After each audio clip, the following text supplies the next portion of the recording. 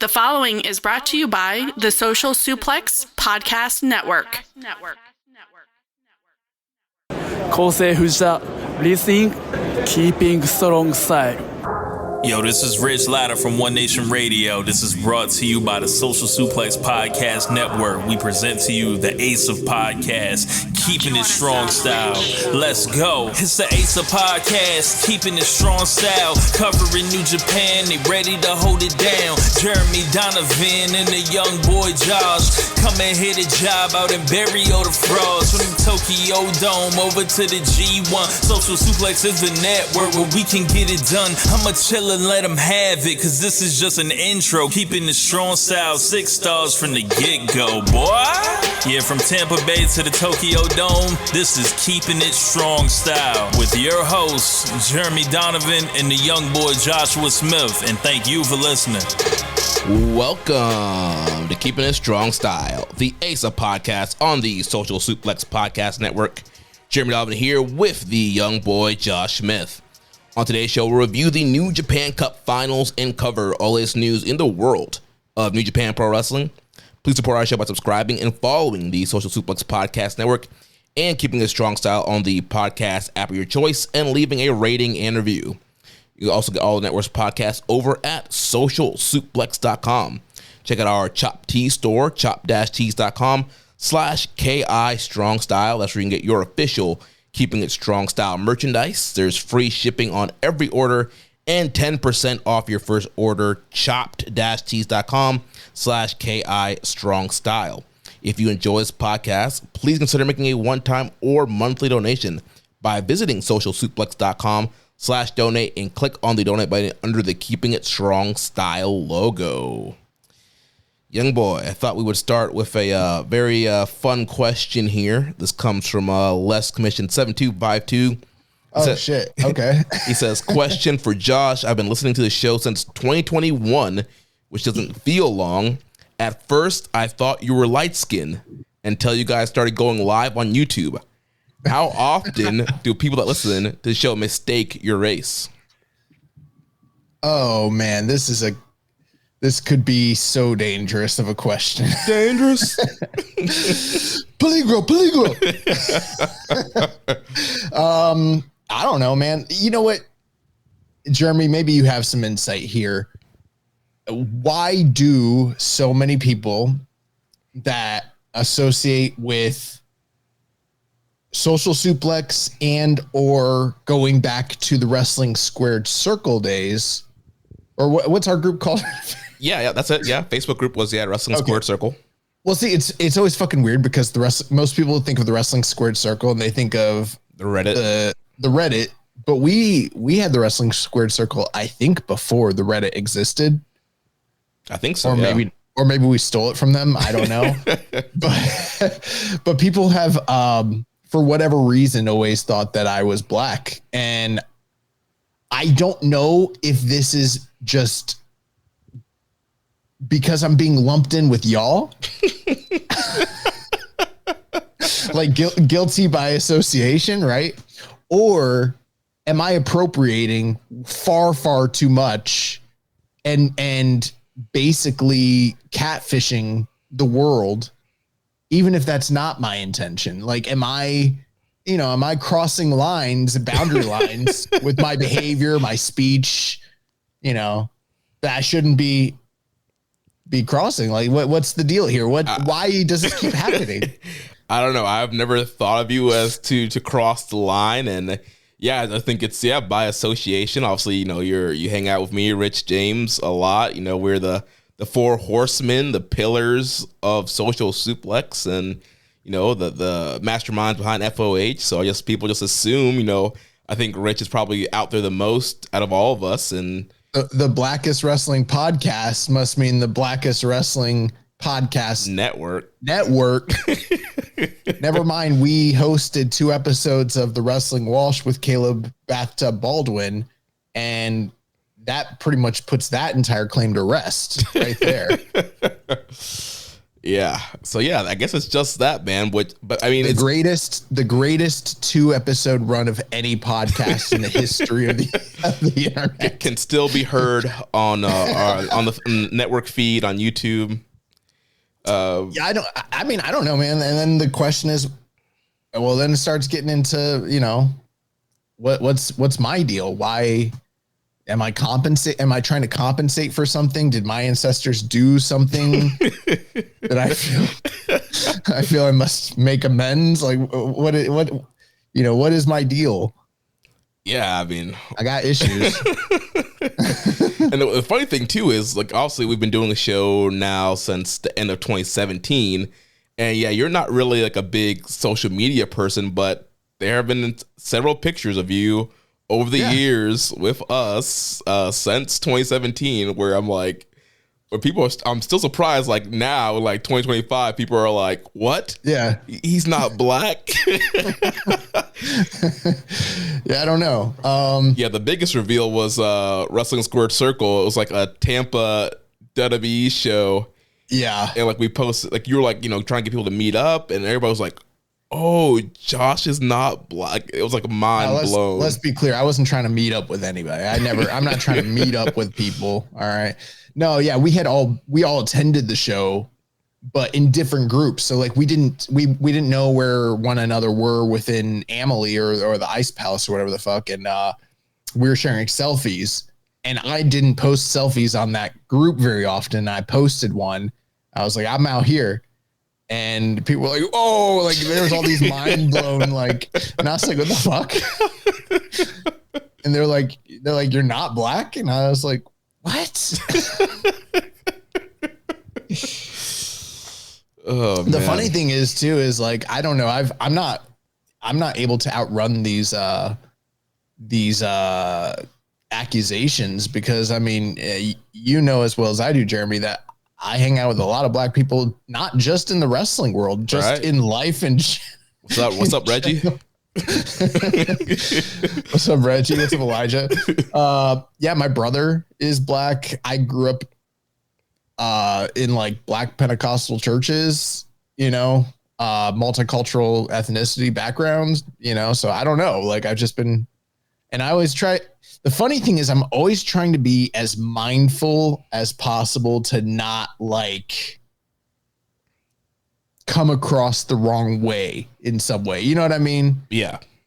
Like, or, just try to be respectful, but I don't know. I guess I'm giving off a vibe. I don't know what I'm doing. Got a vibe. Oh man. So yeah, that's fun. Yeah. So ruining Christmas here for everybody that still thinks you're black. Josh is not black. It's okay. I never was. Tomorrow I won't be. That's not going to change. If you've been listening to the show, my blood is still red. My heart is the same. My takes have not changed. We can only do the best we can do. We got to trudge on. Got to keep on keeping on. You know what I mean? Yeah. Oh, man. All right. Well, let's jump into New Japan Cup 2025. This was in Nagaoka. This was last Thursday, March 20th. So we had an attendance here of 3,271. And I went back and I pulled all attendance numbers in the Keepin It Strong Style era of the New Japan Cup. So going back last year, same building, we were at 3,003 with the Tsuji Goto main event. Then 2023, same building, we had 3,384 for the Sonata David Finlay main event. 2022 was in Osaka Joe Hall. We had 2,987 with ZSJ and Naito. 2021 was in the Zebio Arena Sendai, 2,299 with the Will Ospreay Shingo main event. Then in 2020 was in Osaka Joe Hall. We had 3,318 with Evil and Okada. Then in 2019, back in Nagaoka, 3,991 with Okada and Sonata. Same building in 2018 with 3,996 with Sabre and Tanahashi. And then 2017, same building in Nagaoka, 4,079 with Shibata and Bad Luck Fale. So overall, this year's number pretty good, higher than last year, right in line with 2023, higher than 22, 21, and right in line with 2020 there. And then you're getting kind of pre-COVID. Yeah. So, I mean, a strong number, not necessarily the greatest number of, the past, how long have we been doing the show? 8 years? Yeah, something like that. Yep. But you kind of combine that with some of the business numbers that they've been doing, at least for the big shows. And New Japan they're having a pretty good, run of attendances for these bigger shows throughout, Q1. The Goto Revolution.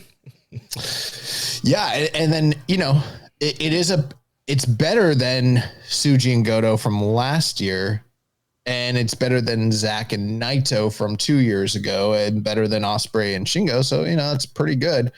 But at the same time, Sonata, that's the big difference. Sonata, Dave Finlay, Sonata, that's the difference maker there. So. That's why they put in roughly 100 more people in 2023 because Sonata, Yeah, I think we need to reevaluate this anti-Sonata agenda that's out there because he put 100 more people in this building 2 years ago. Maybe it's worth going to the well once again with the man, Yeah, in 2019, almost 4,000 with Okada, him and Okada. Bro. What are we doing? Why are we so negative on Sonata? This man's clearly a fucking draw. Yeah. Yeah, I don't know what to make of the numbers. I think it's a good number though. Yeah, I think it's a pretty good number. I don't have much more insight than that, but it's good. Yeah.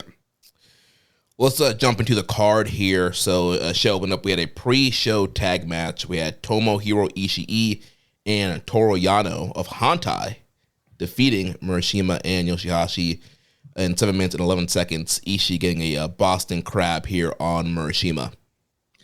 The interesting thing with this dissolution of Chaos and potentially just 4 guys, we'll get to that later in the show.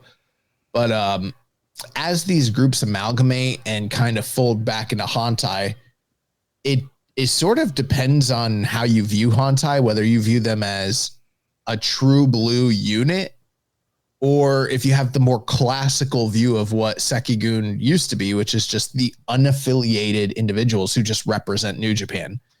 And what I mean by that is you've got several guys in here, Yoshihashi, Yano, and Ishii, many, many, many years in Chaos. And when you first hear that Chaos is folding in, you sort of think like, okay, well, nothing really much is going to change there. It's just they've kind of already been teaming up with Hantai for a few years now to the point where they almost kind of became the same group anyways. But then you start thinking about the implications of it and you're like, well, I guess they're not a team anymore to a certain extent. Like they're all just Hantai, which literally just means they're all part of Hantai. And it kind of changes the dynamics. Yeah, they have the history. Yeah, they've traveled the roads together. Yeah, they've been this unit for all these years, but they're not explicitly this Chaos unit. They're not a subunit within Hantai anymore. They're just out there. Yeah, they're not exclusive. They're repping the lion mark, and I kind of like this because I feel like you can get some new tag teams out of that. You can get some new trios challengers out of that. It really kind of shakes some things up. There's a lot you could do, and if we potentially see other groups shape up, who's to say they don't cherry pick a member of Chaos here and there and kind of round out those newer factions as time goes on. So I think we're going to start to see more and more sort of a dissuasion or like a splitting away of these close alliances. Yeah. In this match, man, shout out to Murashima. He was slapping the crap out of Ishii throughout this match, and great commentary from Charlton. There's like, man, this poor guy doesn't know what he's doing, but he was out there. He was hanging with Ishii, throwing some big bombs, big strikes, looked really good, mixing it up with Ishii. Yeah, I really liked what they did with Murashima here. I don't know if I 100% am bought into Murashima as a guy. Like, He still kind of got the bowl haircut, you know, that like a poor family gets where like they can't afford. The yen is down, man. The yen is down that he can't afford to, you know, he's in the dojo and they're like, come over here. Let me put this bowl on your fucking head. Someone's got the razors down, you know. Nagata's grabbing the bowl. Yeah, bro. Like that's the whole deal with it. But I don't know if I think his look is per se like a top guy look. I don't know if watching him here, I'm like, yeah, when he comes back from excursion, he's gonna, you know, shock the world. I don't see that right now, but he's putting on size, and they're giving him these spots where he's getting an opportunity to show a lot, not just young boy fire, but like potentially the breakout guy for now of the modern class. Because he put some amazing shots in on Ishii. Several great near falls hitting the Oklahoma power slam. Like the crowd was popping. They thought that he had got Ishii on that one. That's exactly it. Like some of those near falls were really exciting, almost. And then it's Ishii. Like, you know, I've said this so many times. We've said this. One of the most underrated sellers that's out there. And I mean, his kickouts at 2.9 for an unheralded young lion, they were like so believable. I was like, oh shit. And like, you know how good that has to be to get someone as like negative and, you know, just a veteran of watching this for so many years. Yeah. Hardened viewer to where like, I know beyond a shadow of a doubt, Ishii's not laying his shoulders down for a young lion in one of the in the pre-show in the kickoff match. But then all of a sudden he's getting rolled up and they're like 1, 2, and I don't see any movement. I'm like, oh. Yeah. I bet on the power slam because it was literally like Ishii kicked out at 2.99, and it was nuts. No, I bet on the when he went for the Boston Crab and he turned the Boston Crab into that turning cradle. Mm-hmm. That's actually something. What's funny is like Matt has taught us that exact pin. You know, like there's just so many things that it's so funny. Like, cause I'll never probably get to wrestle in front of regular people and show them what we learned most likely. But like everything that Matt taught was like Japanese dojo style system. So much so that like I would go train. I've never told anybody this, but I would go train with local guys here and they'd get pissed off at me because the stuff we would do is Japanese and Mexican influenced and they only know how to work Southern style wrestling. You know, so we'd be doing rolls and they're like, why do you switch from left to right? And I'm like, because you need to learn how to work left to right. Like, you only work the left side when you come into this building.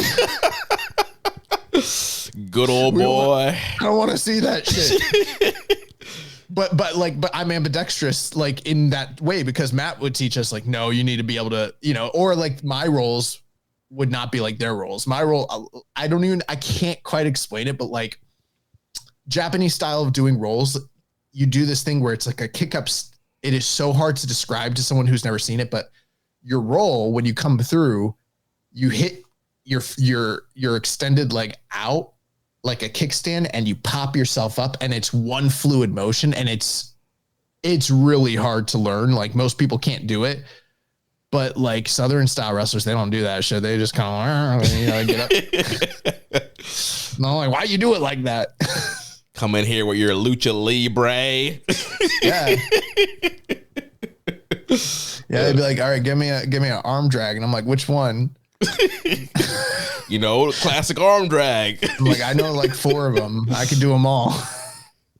Coming in here with your pure rezu. That's one thing. Matt never taught me how to throw punches because you're watching me. You really can't throw a good punch. Yeah, I can probably count on one hand how many times I've actually seen Seidel throw a punch. He does the bow and arrow like on the top of the head where he's like, whole one. That's how I learned the bow and arrow. But he mostly throws elbows and chops and, you know, knees and kicks.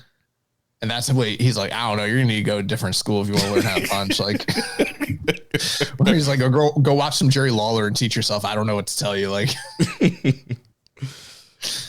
but anyways, yeah. So I thought this was a very good kickoff match. I saw Dave gave it 3.5. Thought it was funny that the cage match score is fairly low. Sometimes I do wonder how, people, they've got biases about what they're watching, and it's a kickoff match, and, it's a bit formulaic, but I felt like this broke out of the mold just a little bit more than what you're used to seeing from this kind of match. Yeah. I thought it was really good. Very great start to the show here. Oh, and I'll go a step further. I thought this was easily the best tag match, maybe the best undercard match of the whole night. Yeah. For bell-to-bell action, obviously, all these other tags we're going to go over have a lot of like angles and storyline developments, but a pure bell-to-bell like tag match. This is probably the best tag match of the night. Yeah.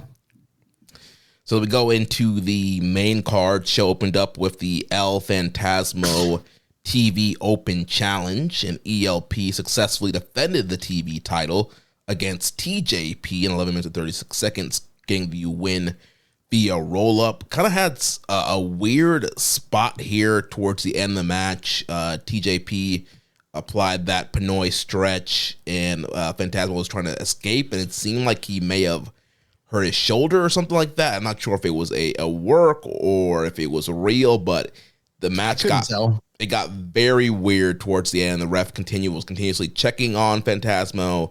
Phantasmo was pushing the ref away, saying, "I can continue."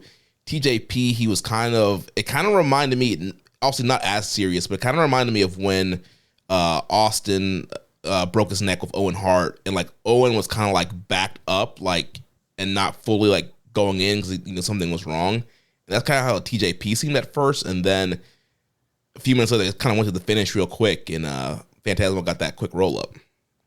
Yeah, I mean, I saw TJP go towards that shoulder, and ELP kind of push him off, and sort of looked pissed, but then he hit him with the forearm with that exact shoulder, and then sold it. And I was like, either he's hurt and it's not super serious, like maybe he strained a muscle or he popped a joint, something like that, something that's gonna heal. Yeah, and it was unexpected, and they're gonna work it into what's going on and go home, or they're just really good workers, and this was always the game plan, but their work is hyper realistic to the point where you can't tell if what you're seeing is intentional or not. It didn't seem like he was seriously hurt. We haven't seen the black and white Lion Mark logo. Yeah, and he's got Windy City Riot match announced, and he's doing some other indie dates. So yeah, it seems like he's good. Yeah, and I enjoyed the match. I thought it was pretty good. I don't know if I love the idea that really this was essentially just a kind of a setup for the upcoming Okan ELP match. Because sometimes the logic there doesn't always work, for me. Because on the one hand, you got and obviously post-match, Okan attacked ELP, and there was sort of that nod, that affirmation from TJP that he was sort of setting him up. But it's like, what's the logic there? What if TJP had won the match? Then were they just going to still jump him? And then what's the deal? Is Okan just going to, out of deference, like back off from chasing the title? Or, how does that work? I don't understand. Maybe Okan just knew this man's not going to win. He's like, oh, sure. Yeah, do your best. Yeah, give him hell. He knows that man's not the captain. He knew that man was not going to beat ELP. He's like, yeah, go ahead, get your little challenge off. I'll be waiting. That's a funny headcanon. I never thought of it that way. It did kind of remind me, though, of like in the 80s when this is going way back, but when Dynamite Kid was feuding with Tiger Mask at the time, like Dynamite Kid would team up with Bret Hart a lot in New Japan. And so Bret Hart kind of got worked into the feud, and he had a series of matches with Tiger Mask and challenges as well before the next big Dynamite Kid Tiger Mask match. It's probably funny. There's definitely people listening right now that the moment I mentioned that, they're like, wait, what? Bret Hart was in New Japan. It's like, yep, Bret Hart. Before the WWE run, he worked in New Japan as a junior. But yeah, they remind me of that a little bit. I thought the match was good. I thought it was good. I wouldn't say it was very, very good, but I thought it was pretty good. I thought these guys had good chemistry. The crowd got into it. It was a great opener. Yeah, and, I think the whole work, non-work injury just kind of came off a little weird towards the end there. Oh, I liked it. I like shit like that. The more that I can't tell if what I'm seeing is real or fake, and the more realistic it comes off, the more it's up my alley. I like that sort of stuff. And that doesn't mean that wrestling always has to border on the shoot aspect of things. You know what I mean? Sometimes, very often, the most obvious thing is the best thing to be doing. And some bookers try to shy away from what is good for business because they don't want to be predictable. And that's the wrong way to go about things. But sometimes I like there to be a little wrinkle and a twist to where I don't know if what I'm seeing is fucking real or fake. Yeah. I like that. Then again, I'm probably one of the only people that liked Goldberg versus Undertaker from Saudi Arabia.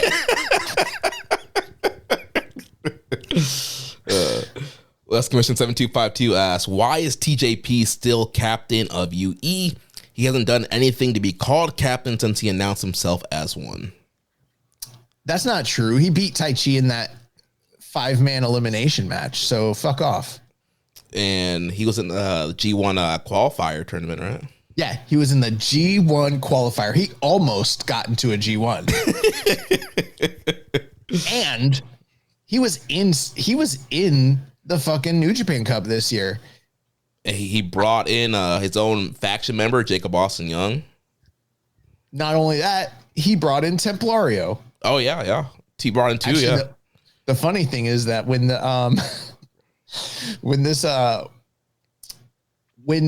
we didn't know who the mystery surprise person was going to be, and I heard they were like the United Empire music's playing and we don't know who it is, I was like, please be Templario. Like that's the best match they could do out of the whole group, but I know it's not going to be him. Yeah. Yeah, no, he's pretty much right. Like this man hasn't done shit.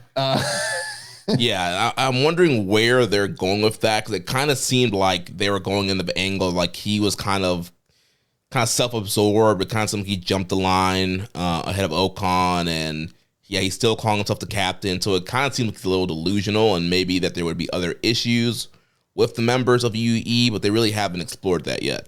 It's what we've talked about in the past, Jeremy. It's the old move that you used to pull on your younger brother, giving him a fucking unplugged in controller to make him feel like he's playing the game with you, but he's really not controlling shit, you know?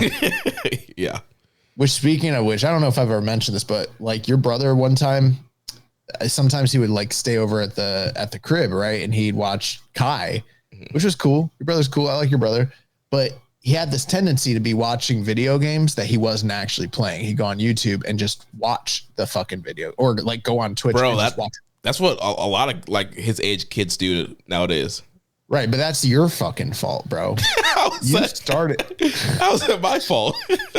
It's your fault because you started him on that shit when he was a little kid, making him think he was playing the game, and he's just watching you. And then eventually probably figured out, oh, I'm just watching my brother play a game. And then he got used to it.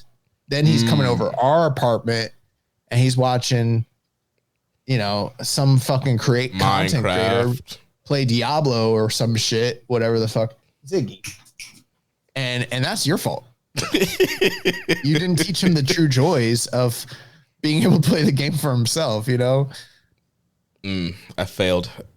Yeah. Sad. I remember he was watching Castlevania. And I was like, what's up, bro? We were like sitting there and I was like, so are you like watching? I was like, are you watching this so you can get good at it? So you can play? He's like, well, sometimes I play. And I was like, oh, like he just wants to fucking watch them. Like he enjoys this shit. Oh, man. Like, cool, man. Yeah, I never got that whole thing of watching people play the game that you were interested in. I don't get that. Hold on one second. My dog is driving me crazy. All right. Well, as Josh wrangles Ziggy, move on to the next matchup here. We had the ace, Hiroshi Tanahashi, defeating Satoshi Kojima in 6 minutes and 56 seconds. So this was the billed as the final ever singles match between Tanahashi and Kojima, part of Tanahashi's retirement road. And I thought this match was the definition of play the hits. Like, literally, both guys went out there, hit all their signature spots, bam, bam, bam, high fly flow. Tanahashi gets the win. I don't know if I would classify it that way, because when Mick Jagger goes out there and plays the hits, he can still play the fucking hits. But I hate to say it, but it's time to probably put this out there. Kojima cooked. Nah. Yup. My dog Kojima, MLW World Tag Team Champion. Bro, MLW is where you go when you can't do shit no more. They don't require you to. I don't remember what match it was, but there was recently a match that like Voices of Wrestling were reviewing, and they're like, for the first time in years, this was a good match that I could actually say, like, go out of your way and watch it. Because you and I both know, we've been to these shows, we watched it. MLW, they don't put their working boots on. They don't try at all. Like, nobody tries. It's just a paycheck. Yeah, it's a paycheck. It's terrible. But with that being the case, I don't think that the age of Kojima being able to go out there and put on that one banger a year like Nagata can, I don't think he can do it really anymore. I don't think he doesn't look as bad as Tanahashi, but like lately I've been realizing that he's not that far off from where Tanahashi is in terms of athleticism. And he was bumbling in this match. Even post match, he was having trouble like standing. Yeah. And yeah, I mean, luckily for him, I mean, most of his offense is just like an elbow drop, some chops, and a lariat. Yeah. But yeah, I think Kojima, the days of us having that conversation, we're like, well, you know, you got Kojima and Nagata, and they can both still go, and Suzuki, and they can all still kind of go. You know, you got Nagata out there who's basically, he's like that fucking that Kendrick song, like, fuck the big three, it's just big me. Yeah, Nagata's holding all strong. Yeah, Suzuki cooked, and unfortunately my man here, leader of the Bread Club, Kojima, he's not looking great. I'm worried about Tanahashi's scheduled output for the year. Yeah, there's a lot of singles matches coming up. We'll talk about them here after we review the show. But yeah, he has I think 3 big singles matches coming up within the next couple of weeks. For years, Tanahashi had always had this reputation of like going out and playing the hits through the majority of his tag team matches and really only putting in the real effort for the bigger matches. Less guilty of it than say like Nakamura was, but they both kind of learned under the same learning tree, and they both kind of had those tendencies.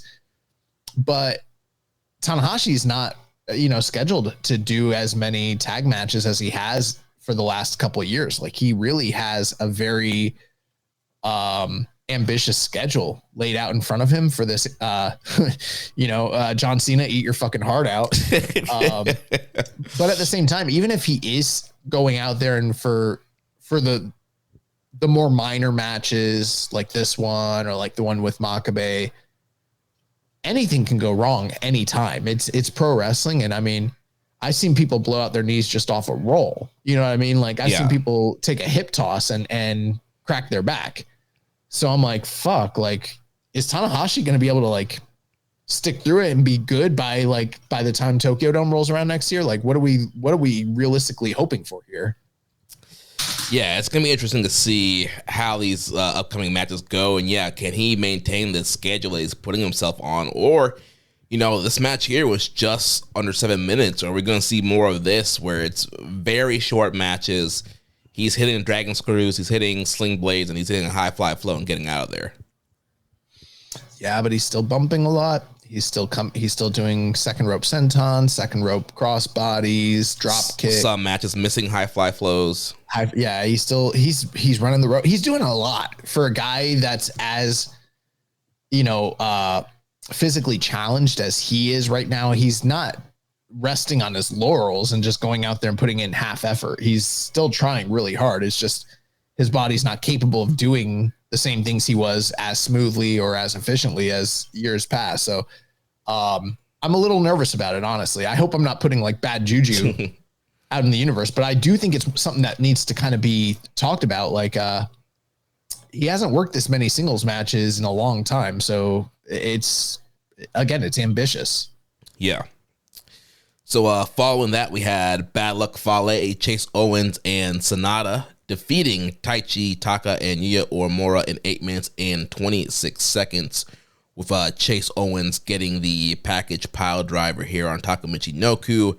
And the big story here is what happened in the post-match. We had Sonata hitting a low blow on Uemura and getting his guitar, and he was getting ready to hit Yuya with the guitar, but then we had Tanahashi, Despi, Yoshihashi, and the rest of Hantai coming out and making the save, and Tanahashi offers the handshake to Uemura. They shake hands. We have Taichi shaking hands with Desperado, so kind of a Suzuki reunion with those guys, and then Ishii's usually not one to shake hands with people, and he's staring down all these guys, and he sticks his hand out. He shakes Yuya's hand. He shakes Taichi's hand. And, Tanahashi's going around and shaking all the hands, shaking Taka's hands. And it seems that Just Four Guys is now officially a part of Hantai. I'm not entirely shocked by that because, I mean, the Just Four Guys name, it was extremely, and they said this on commentary, it's extremely limiting, what are we going to do? Every time we add a guy, just add a number to it and invalidate the merch from, years past. And the whole thing with that group was that it was essentially originally, and I mean, this is not coming from an insider perspective. It's just me as a viewer, what I perceive it to have been. It started off as something to do for the four guys that had nothing else to do following the dissolution of Suzuki-gun. So it was sort of just a temporary measure, kind of similar to like what Strong Style was for some of those guys that were in Strong Style. Yeah. Then it became a vehicle to push forward Sonata as the face of the company for the time that he held the title. But once that was no longer the case, I don't really know what the purpose of the group was going to be. Now you've got the Uemura apologists, and they envisioned literally in this moment for him to just take over the reins and start like a top guy run. And they're kind of pissed about the whole thing. But at the same time, like Tanahashi's, during the press conference talking about how, like, I don't remember exactly what the verbiage was. You might know better than me, Jeremy, but he basically said it in so much words, like he's the guy out of all the young, Reiwa guys that I have my eye on the most, and he has the most Tanahashi-like qualities.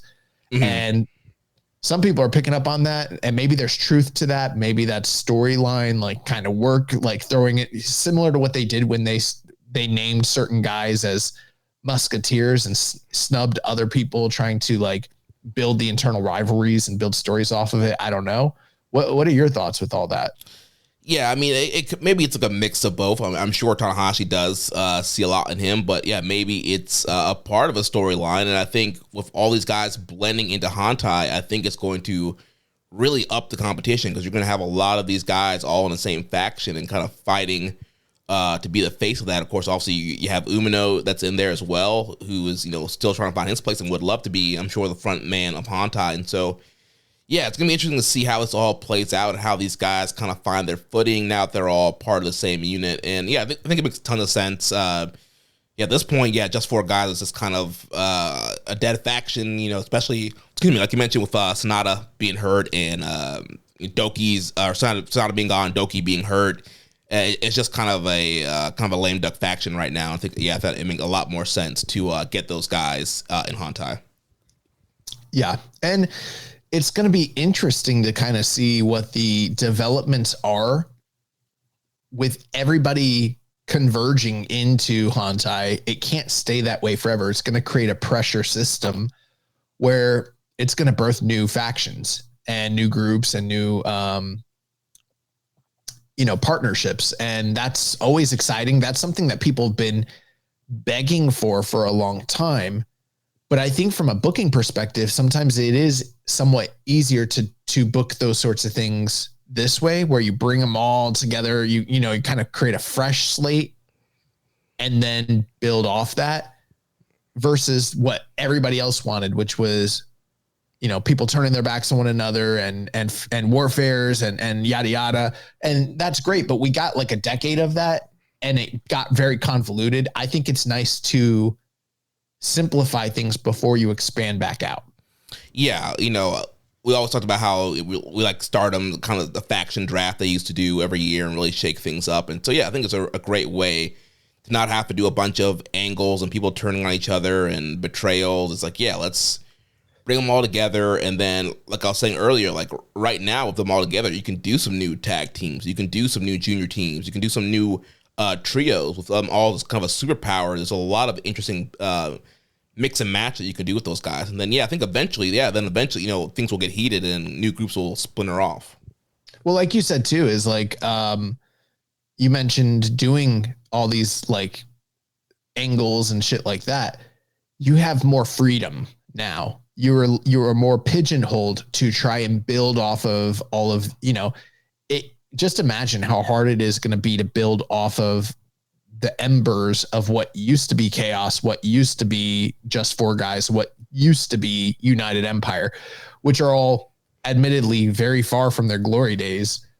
As you start to diminish these groups and bring them back together, you can forge all sorts of new stories, new connections with all these different Hantai members, and then build off of that. You have a lot more freedom as a storyteller, really. Mm-hmm, yeah. We had a question from Barry. Do you think, considering all he did was stand in some people, we might have seen the last of Fale? I don't know. Someone was in our Discord. The Discord, and they're talking about wanting to see Tanahashi face certain like former Young Lions, and the people he was listing, I don't remember who it was, but they're listing people from who weren't even Lions like that long ago. It was like a while back, and I was like, yeah, me too. I agree. I want to see him face former Young Lions, Yoshihashi, Toriano. And I was like, and former Young Lion, Bad Luck Fale. I don't know, man. I don't know what's going on with Fale. He looks like a mess. And but I mean, he's a lifer, man. Like he went through the dojo. He's been loyal to the company. They have the whole New Zealand thing. Like, he's a lifer. He's gonna come around once or twice a year, get his paycheck, and yeah, I don't think this is the last time we've seen him. I don't either, but I don't know how regularly we'll be seeing him in action realistically. Yeah. So following that, we had Bushi, Hiromu, and Naito defeating Callum Newman, Jacob Austin Young, and Jeff Cobb in 8 minutes, 7 seconds, with Hiromu using his maximum, the holding, submission hold on Jacob Austin Young. And this was pretty much just to set up the upcoming tag team title match. So during the New Japan Cup, Cobb got the win on Naito. That kind of started this whole thing. And then post-match here, Naito and Hiromu got on the mic, and Hiromu, told Cobb and Callum Newman pretty much, anytime, anywhere, let's have a tag title match. Let's make it fun. Yeah. So it's very interesting. Cobb's on the internal WWE roster, but he's getting a run at those tag titles. Yeah, he has a lot of dates and a lot of things happening for a guy that's already on somebody else's roster. What are your thoughts? Do you think do you think he actually is, or you think he's just wrapping up? I still personally lean more toward, I don't know if he's on quote unquote anybody's internal roster. I don't know how real that is. Mm-hmm. It could easily be someone working the sheets or whatever, but I still think I'm going to hold firm to what I thought. I think he's leaving the company. And I think that, me personally, I think they're just wrapping things up. Yeah, if he leaves, it'll probably be, I think, around Dominion time, because we saw like that's when Hikuleo left when he was done with his New Japan run. Because Who's that? excuse me, I mean Tala Tonga. Oh, Tala Tonga. Isn't it crazy for how hot? I don't even know. I don't know what's going on in WWE. I heard shit's in shambles, but I don't follow it, so I don't really know what the fuck's going on. Even though that one dude didn't want us to talk about WWE on this show, and I'm going to talk about WWE even if I don't watch it. Fuck them, I don't care. But I don't for all of the bloodline centricity that has gone on for this many years, and all the members that have come and gone, we still never seen Hikuleo make his debut. They brought out fucking Tangaloa. And they still never brought out Hikuleo. That's crazy. As of today, he hasn't been on TV, not NXT, not Level Up, not Evolve, Raw, SmackDown. Is he even signed there? Did he ever? Yeah, he's reporting to Orlando every day. He put on the shirt? Yeah, he got the property of Shawn Michaels. Yeah. Oh, okay. So, but yeah, that's crazy. He hasn't been on TV yet. I know there was reports today of Lance Anoa'i is apparently not doing very well in the PC. So, I think the bloodline, the growth of the bloodline. I don't know who that is. He's one of the cousins. Well, I mean, I gather that, but I've never seen him work. I don't know who he is. Is he like Sim Snuka? I mean, I think he's done. He might have done MLW as probably one of the biggest. I think he was in GCW. But yeah, he's one of the cousins, and apparently he's not progressing well. Huh. But Hikuleo, there's been no good or bad reports, but he's reporting to Orlando, and they just haven't, for whatever reason, put him on TV yet. I wonder if he's working the loop. Oh, maybe, yeah. We should probably check it, see if we could if he's on those shows. A buddy of mine was telling me that his son, like his very young son, like really likes pro wrestling now off the video games. He was going to take him to a live show, and he's like, "Where should I take him?" And he was like asking about some of the local groups around here. I was like, no. Take them down at the Tampa Bay Pro.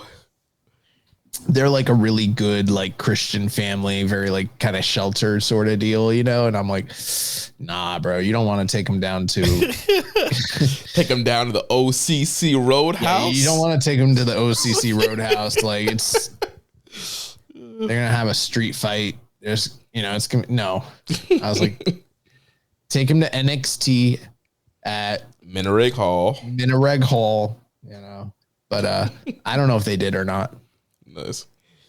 We have a question here from Fauci in the Discord. It says, all this fuss about the Bullet Club Civil War and Hantai expansion, how are we feeling about the state of United Empire and them not having anyone you could picture winning the IWGP or global title anytime soon?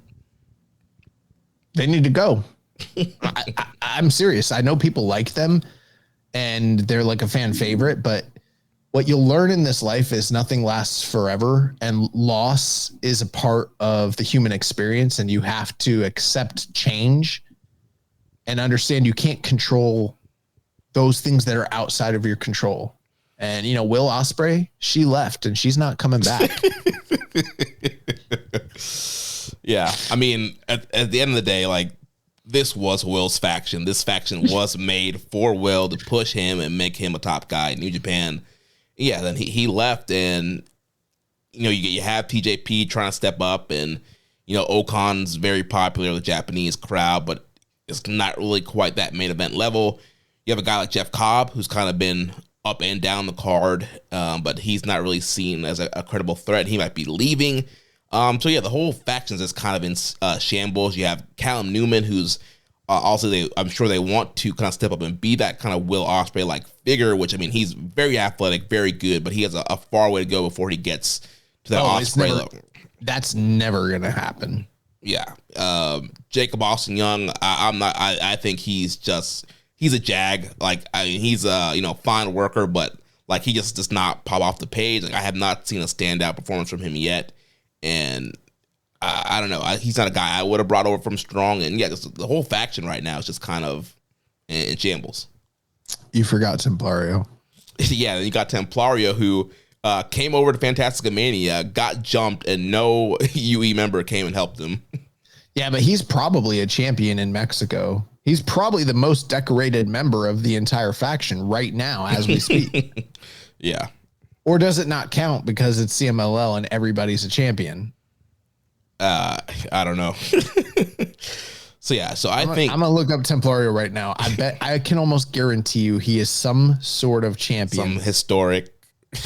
And I wouldn't be surprised if he is a world champion. Yeah, I'm gonna look. So I think United Empire is another faction that needs a shakeup as well. 683 days. Which title? The CMLL World Middleweight Champion. Oh man. How many? Okay. You know how often they do or don't defend their titles over there. In 683 days. So that's almost 2 years. Yeah. How many times do you think this dude has defended his title successfully in a 683 reign in Mexico? I'm gonna say 6 times. Oh, you're so close. So close. Actually, 5. Oh man. He won it in May 2023. He beat Dragon Rojo Jr., who I don't even know what the fuck happened to Dragon Rojo. I haven't heard or seen. Yeah, that's a name I haven't heard in a while. And then he beat Dragon Rojo in the rematch in July. November of that year, he beat Volador. And then in May the next year, he beat Flip Gordon. And in September, he defeated Volador Jr. again. And in January of this year, he defeated Volador Jr. So 3 of his title defenses have been against Volador Jr. And beat them all. And the other ones were Flip Gordon and Dragon Rojo Jr. Legendary title reign. Yeah. Middleweight champion of the world. Templario should be the captain. Bro, Templario should fucking face Mystico, the MLW world middleweight champion. Unify the belts. Unify the belts. Let's go. Dude, I'm sure if Court Bauer hears that idea, that's going to be the next MLW show. and Mystico's going to be like, oh, give me more gold? Yeah, I'll fucking do that. I'm going to go over. Yeah. La Mystica, brother. We got a visitor on the show. Ziggy. But moving on to the next match, we had Bull Club War Dogs, Drill Moni, Gabe Kidd, and Taiji Ishimori defeating Ren Narita, Sho, and Yujiro Takahashi of the House of Torture in 8 minutes and 57 seconds, with Drill Moni hitting that Drilla Killa on Yujiro, or actually it might have been Sho. But either way, War Dogs get the win here, and this was to set up them challenging for the Never Six-Man titles of post-match, them getting on the mic and laying up the challenge for the 6-man titles. Yeah, and let me just say, like, so far, a lot of stories, a lot of builds. So from that aspect, the show was interesting, but the actual undercard was not strong. Not even for like a Road to level type of show, especially in a building this full. But this was another iteration of the ongoing, we're going to brawl all over the building, but it's diminishing returns, not just because of the frequency of them going to the well with this style of match, but it's also the diminishing lack of intensity in these encounters. Like in the early encounters seem to be pretty heated. People are really into them. They had their working boots on, but as time has gone on, it's becoming like I don't know. It's sort of like when the hardcore title first got introduced and people were working so hard for that title on episodes of Raw. And you're like, this is incredible. Al Snow really cares about this fucking, him and Boss Man love this title. Raven and Rhino killing themselves. Yeah. But now we're in like the second year and you're like, I don't know, we got fucking Crowbar versus, Steve Blackman and Maven in the second hour of the show. It's not that good. It went 5 minutes. We got Midian running around. Yeah, somehow Naked Midian won the title. So yeah, that's kind of what these are starting to become. And I'm like, where's the heat? how and why is this not going to lead to a dog pound cage match? Because that's the only way that this needs to be settled, and it doesn't seem to be going that way. That's what I've been thinking this whole time. Is ELP's actually been joking about it on commentary, like, yeah, throw these guys in that cage match thing they did. So yeah, it's like this is a perfect setup for a dog pound cage match, and to have these two teams tell their feud. But also you got Finlay, who was kind of headed towards the finals. You have Evil, who's headed towards Tsuji, and clearly you need both of those guys if they're going to do the dog pound cage match. So who knows when that's going to happen, if it's going to happen at all. But we will be getting a never 6-man title match with Drilla, Gabe, and Ishimori challenging the House of Torture. So following that, we had Shingo and Tsuji defeating Evil and Kanemaru in 9 minutes and 20 seconds, with Tsuji hitting the Gene Blaster on Kanemaru. So this was, like I mentioned, setting up the build here for Tsuji and Evil for the global title. And yeah, I mean, not much here. This was probably one of the better undercard matches of the evening. But I don't know. It's Evil and Kanemaru versus Shingo and Tsuji, and you kind of knew exactly how this was going to play out, really. Yeah. So not too much there. Just got to continue to fuel the fire for that feud. And then the semi-main event, we had El Desperado, Hiroki Goto, and Bolton Oleg defeating the TMDK team of Hartley Jackson, Roy Oiwa, and Zack Sabre Jr. in 10 minutes and 20 seconds with the team here. Goto hitting the GTR on Hartley Jackson to get the win. I thought he should have beat Zack Sabre Jr. again. Let him know, like, let him fucking know. Wasn't a fluke. Wasn't no fluke. That's the team of Desperado, Goto, and Oleg Bolton is a pretty fucking awesome Hantai team. Yeah, that's what I'm talking about. Like with this super group, like you can do these like weird random teams that you wouldn't really have been able to do before. I was surprised Desperado was competing whatsoever after what took place at fucking Crazy Fest. Like, yeah, his back was all jacked up, dude. I can't believe New Japan let that man do that match with his tour going. Not only do the match, but fucking get beat too. Yeah. We're gonna talk about it a little bit later. We're late to the party, but well, not Jeremy, but we are just reviewing it. But we'll talk about that at the end of the match or at the end of the show. But yeah, this was good. I thought everyone looked good. They worked hard. This was a fine semi-main event, but even by the standards of this match, I feel like this match in Cork and Hall would be better than it was on this night for whatever reason. Yeah. Like everyone sort of had this mandate, like, yeah, you're going to have your little 10-minute match, go out there. Don't try too hard. It's New Japan Cup. You know what I mean? Don't kill yourselves, guys. They all had the bad luck Fale mentality. Yeah. Well, but not these last two guys. Yeah, that takes us to the main event for the 2025 New Japan Cup Finals. We had the Rebel, David Finlay, defeating the Roughneck, Shota Umino, in 27 minutes and 58 seconds. I thought that this match, I was fortunate enough to catch it live and as it happened, and Weeba. I thought it was fucking awesome. I thought this was a really, really, really great performance from both guys. Easily one of the best Shota Umino singles matches of his career, and probably the best since, like, I don't know, the last time I could probably think of a match like this that I really liked of his was like maybe the Moxley match last year, or maybe one of those Osprey match when Osprey left, just before he left last year.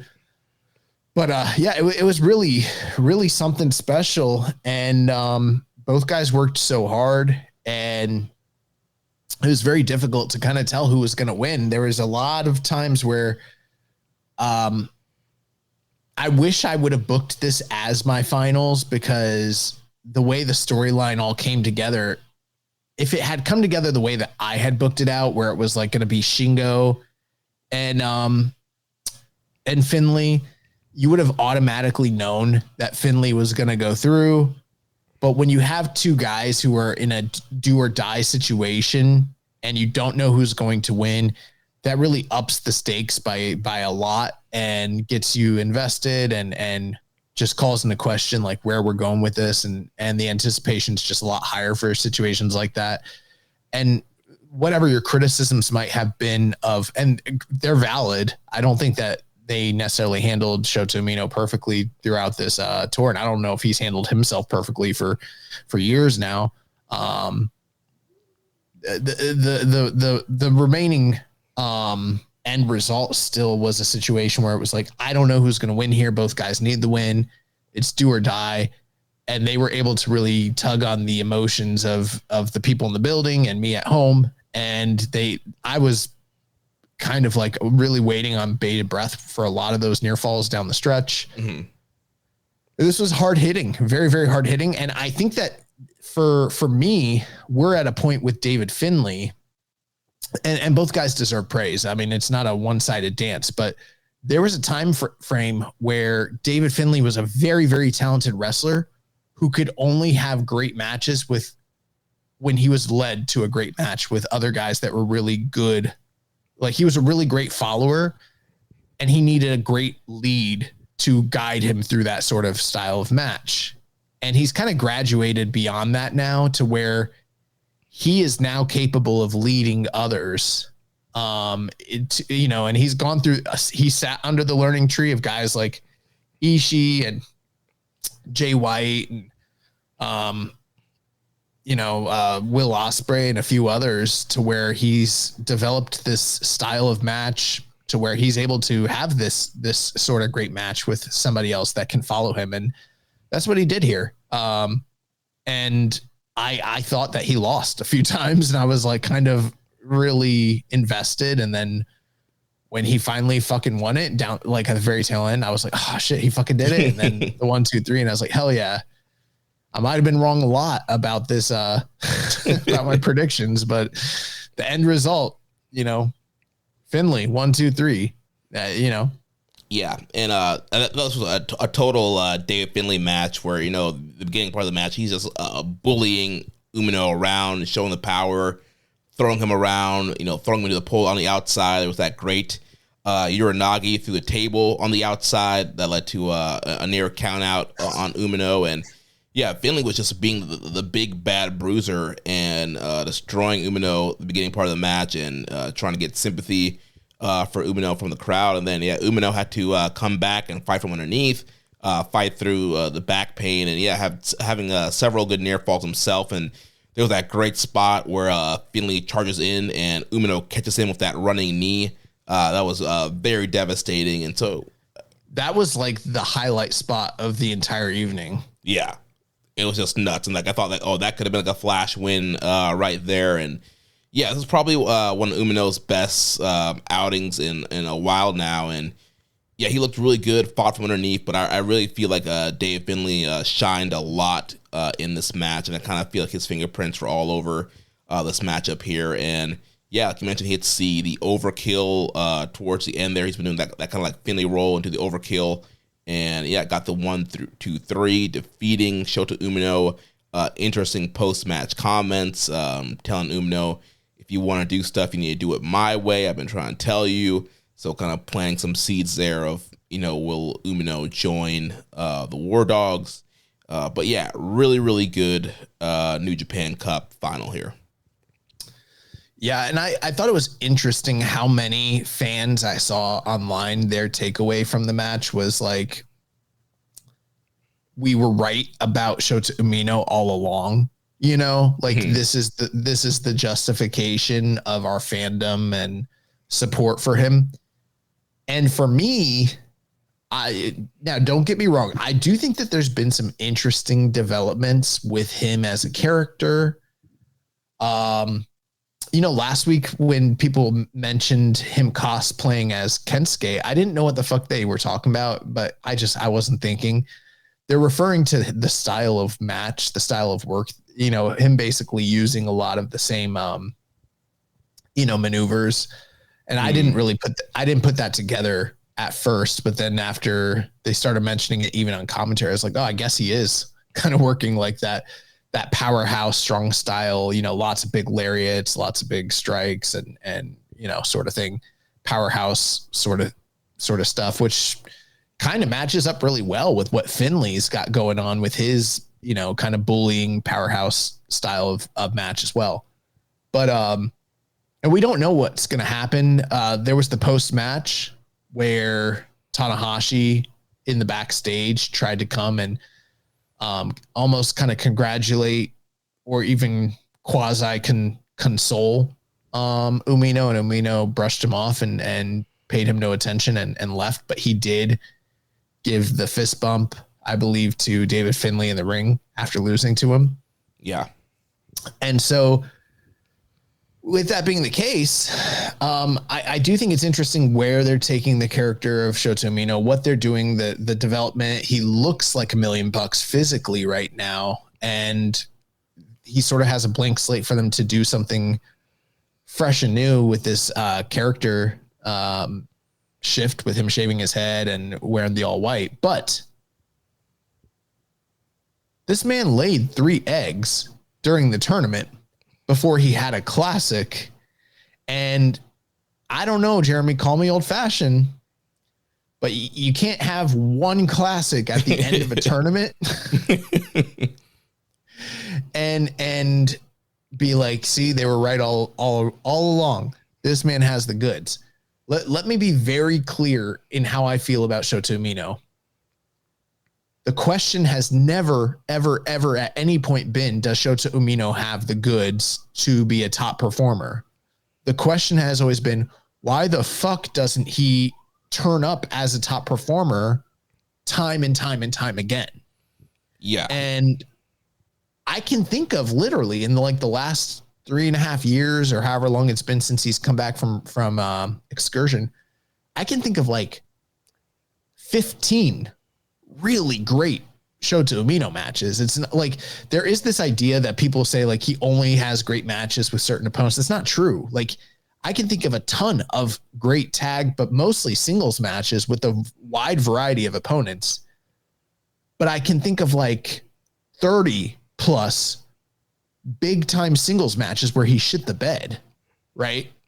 And that's not hyperbole. Go to his cage match, look for yourself. Yeah. Those are your own research. Do your own research. And I'm just like, okay, we are on a good path for him, and I want things to turn around. But there's so many people that are ready to say right now, oh, he had this fantastic match. We've turned the corner.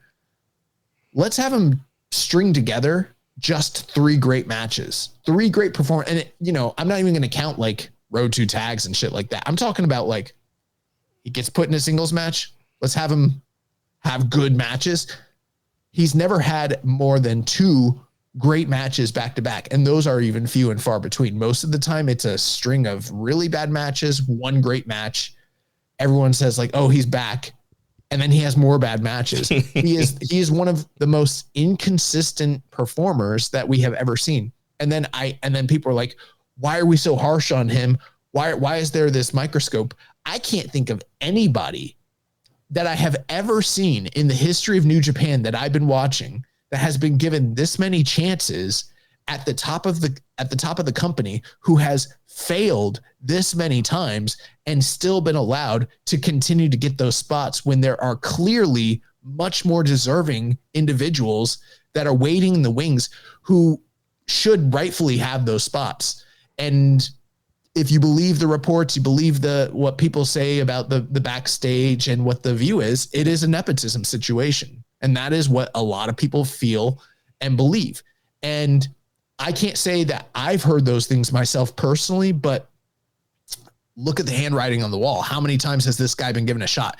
If it was anybody else and they failed that many times in that many big spots, they wouldn't be canned, but they wouldn't be pushed the way this guy's been pushed. Yeah. And I mean, recent example, you look at a guy like Sonata, who had that main event push, had that big world title push, leader of faction, and clearly they didn't, management didn't really see him excelling in that role and being that guy, and look where he's at right now. And we've seen that time and time again where guys, they get shots, they don't knock it out the park, and then they kind of get relegated to a mid-card position. And I think there is a lot of eyes on Umino because, like you mentioned, he's being pushed in a top spot in the company.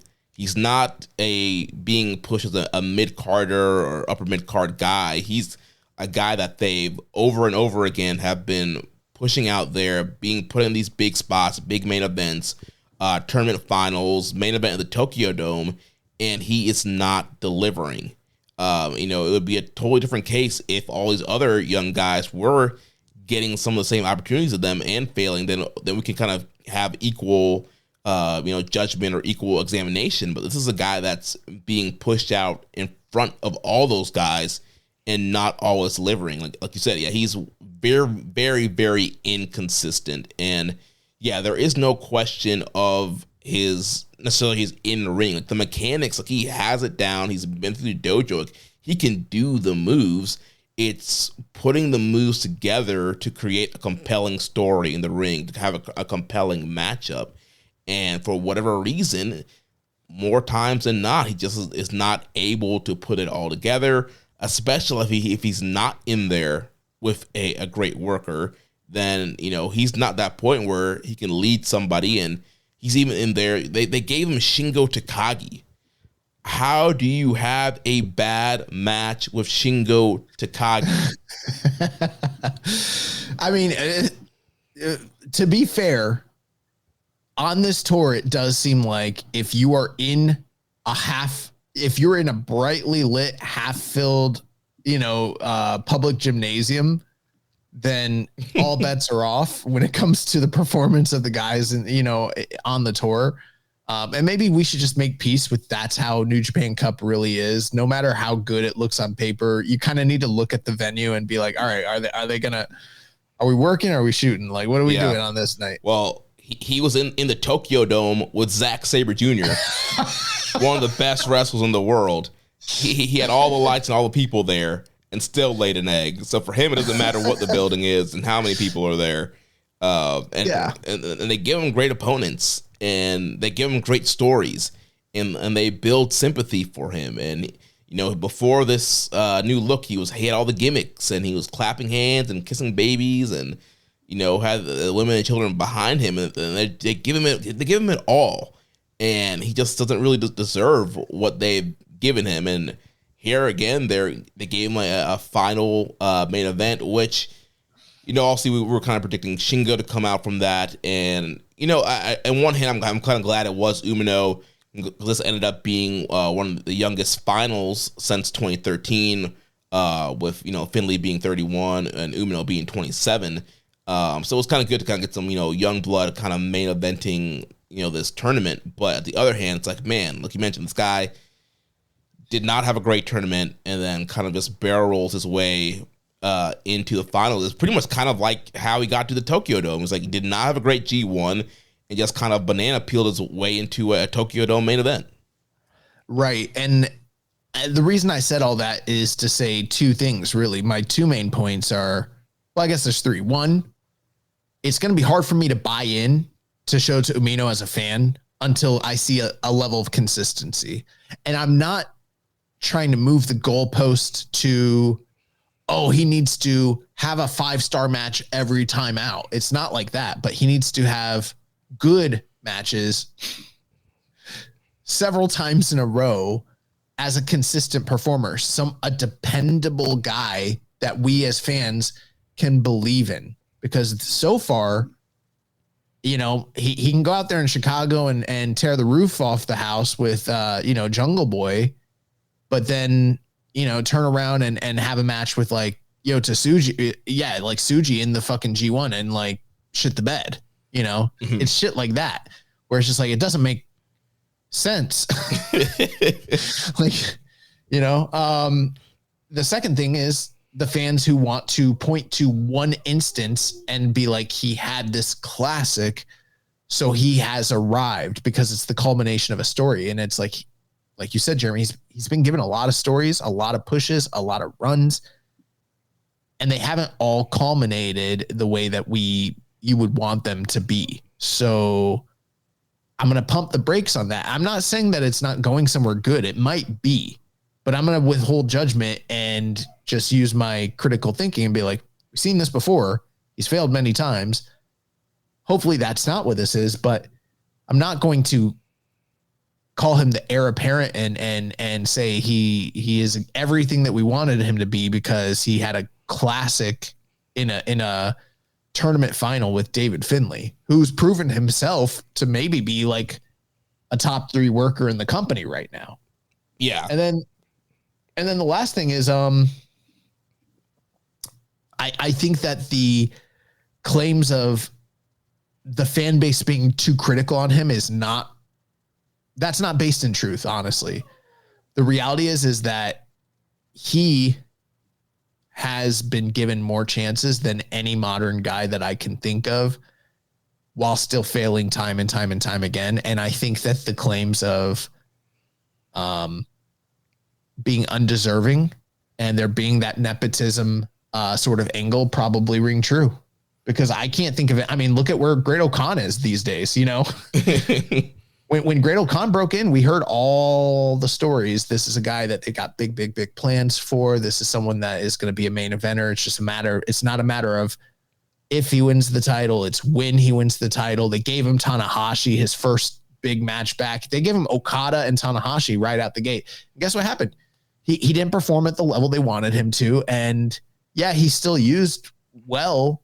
I think that he's also an inconsistent performer, but yeah. I think he's a more dependable guy, even if I don't think he peaks as high in terms of great matches as Umino, but he's more dependable as a performer than Shota Umino is in terms of just, will he give you a good match night in and night out?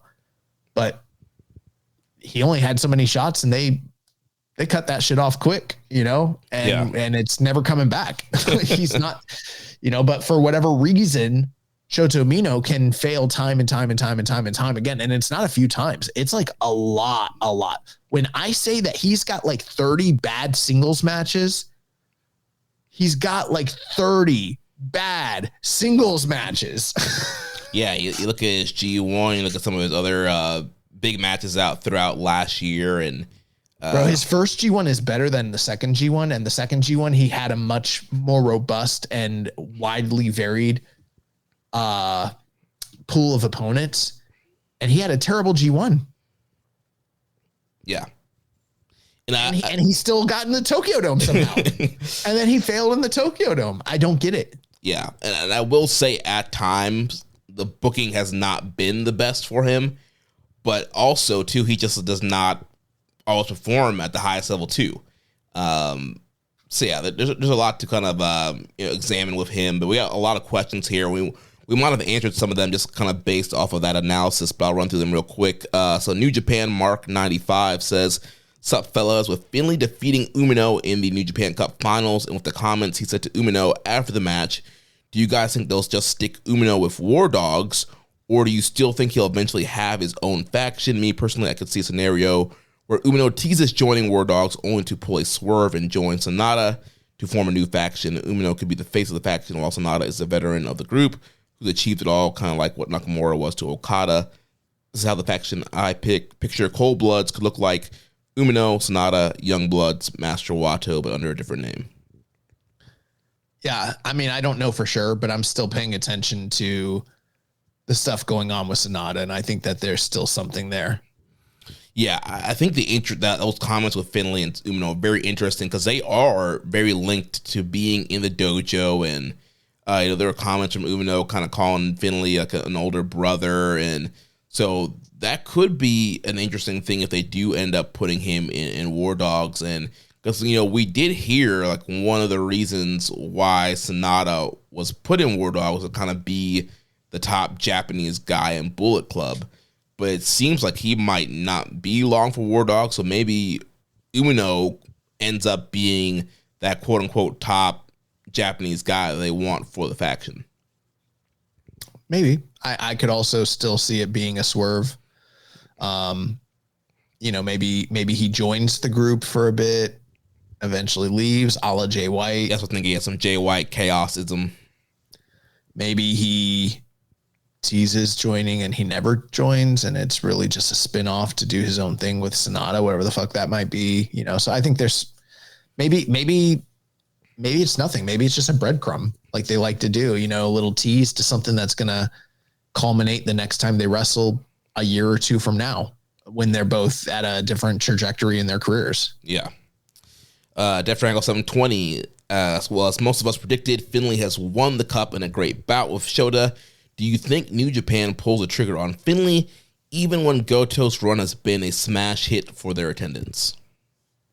I've always believed that they're going to put the title on David Finlay, and I think that's where we're headed. I could be wrong, but I still think that's where we're going.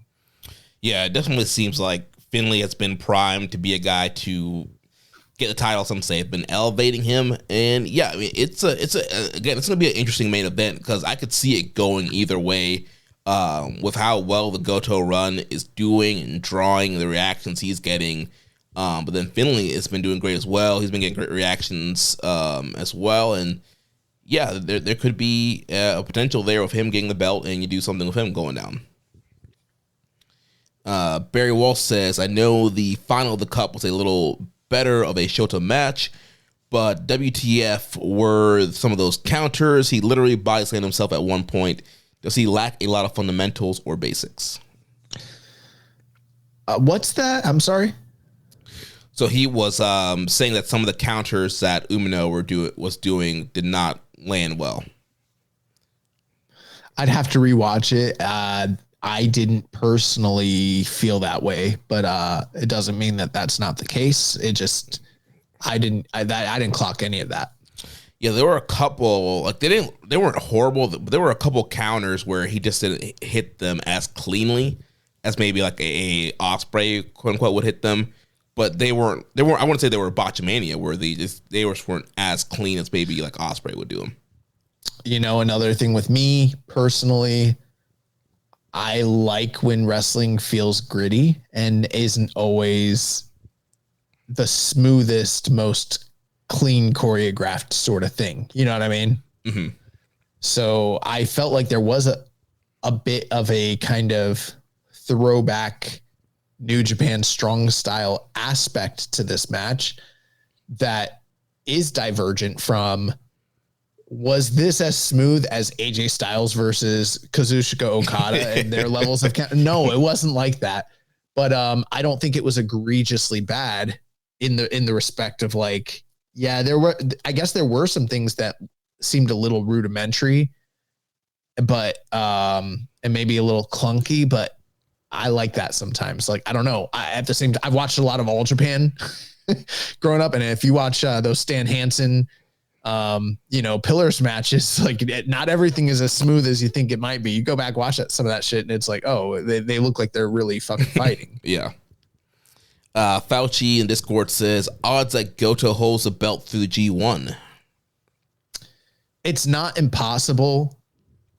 But here's the thing with New Japan, and this is a really important thing to remember. With the way that they deal with their booking and their long-term view of business, they are not a reactionary company. They're not apt to see that something is doing well from a business perspective and change their plans. You know, they're happy when things go well from a business perspective, and that may potentially lead to more like what I mean by that. Oh my God, my dog is going crazy. Like he wants to eat, but it's not time, and he knows it's not time, but like he's going to be a menace and he's crying. Like he's driving me crazy. Yeah, like I was mentioning last week, I feel like Gato doesn't really change his plans unless there's a pandemic or injury. What I was going to say is like, so they did well with Goto. So maybe that means in the future, once they're done with this run with Goto, they might factor him into a greater degree. And that speaks positively for him and is a really good sign. But that does not mean that if they don't have plans for him to hold till post G1 into October, that they're suddenly going to be, oh, hold up. Hold up, Finlay. I'm sorry. I know we told you. We promised you, but this Goto revolution. Look at these houses we're doing. Like, fuck. We're up like 1,000 seats on average, and I just don't think you can do that. So, we're gonna. It's not gonna be like that. I honestly. Now, if he continues to hold it, it's because they planned on it, and if he drops the title in this upcoming month, it's because they planned on it. Yeah. Next question here from Let's Commission 7252 says, quick theory and analysis. Both Finlay and Evil are both getting major title matches at Secure Genesis. What if the plan the whole time was that both men win the world and global title, then kick Gabe out of BC at the night of, because Finlay and Evil made a plan to kick out Gabe due to Finlay's jealousy of Gabe's popularity. Gabe challenges Finlay at Wrestle Dontaku, which is BC annual pay-per-view. Maybe Clark is kicked out as well by Drilla because of his brotherhood with Gabe. We can possibly have Shota join BC and have Kid and Clark join Hantai. Yeah, maybe that could happen. Yeah, it's a fun theory. I don't think that's happening. Yeah, I don't think that. I think the whole Dave Finlay split is going to be, I think, a little bit longer than what people are expecting. Rainbow and Slam Pig says, do you see Finlay winning the cup as leading to a world title victory and affirmation of him as a top guy in New Japan? If so, that is a pretty incredible turnaround where he was a few years ago, breaking out of a lower mid-card geek role, fighting through the initial disinterest from fans, and finally becoming a solid top guy is a major accomplishment. Absolutely. Yeah, and like we've been saying, I do think that this could lead to him winning the world title, and yeah, really putting that final stamp on him being a big player. Rambo also says, conversely, for as lost as Umino has looked much of the last year, he seems to have an intriguing direction at the moment. Also, was losing the cup a better choice for his long-term prospects than winning? And what are the next steps he needs to take to start to shed the baggage of the last year? I only think that him winning the cup would have been interesting if there was some sort of major shakeup at the end of the cup when it comes to his alignment, his character, and his motivations. But that would be a little bit like going to the well a few too many times with, and not that it's super recent, but we did something like that recently with Sonata a couple of years ago. A couple of years before that, we did the same thing with Evil. It's a little predictable, right? And also, got me to. Didn't like Ospreay, not Empire, kind of like birth out of him winning New Japan Cup a little bit? I think he might have already had Ocon, but I feel like that was kind of when he won, kind of the growth of his new faction in turn. Somewhat, but remember he turned on Okada during the G1. Yeah. But yeah, I mean, that was sort of his ascension, but I'm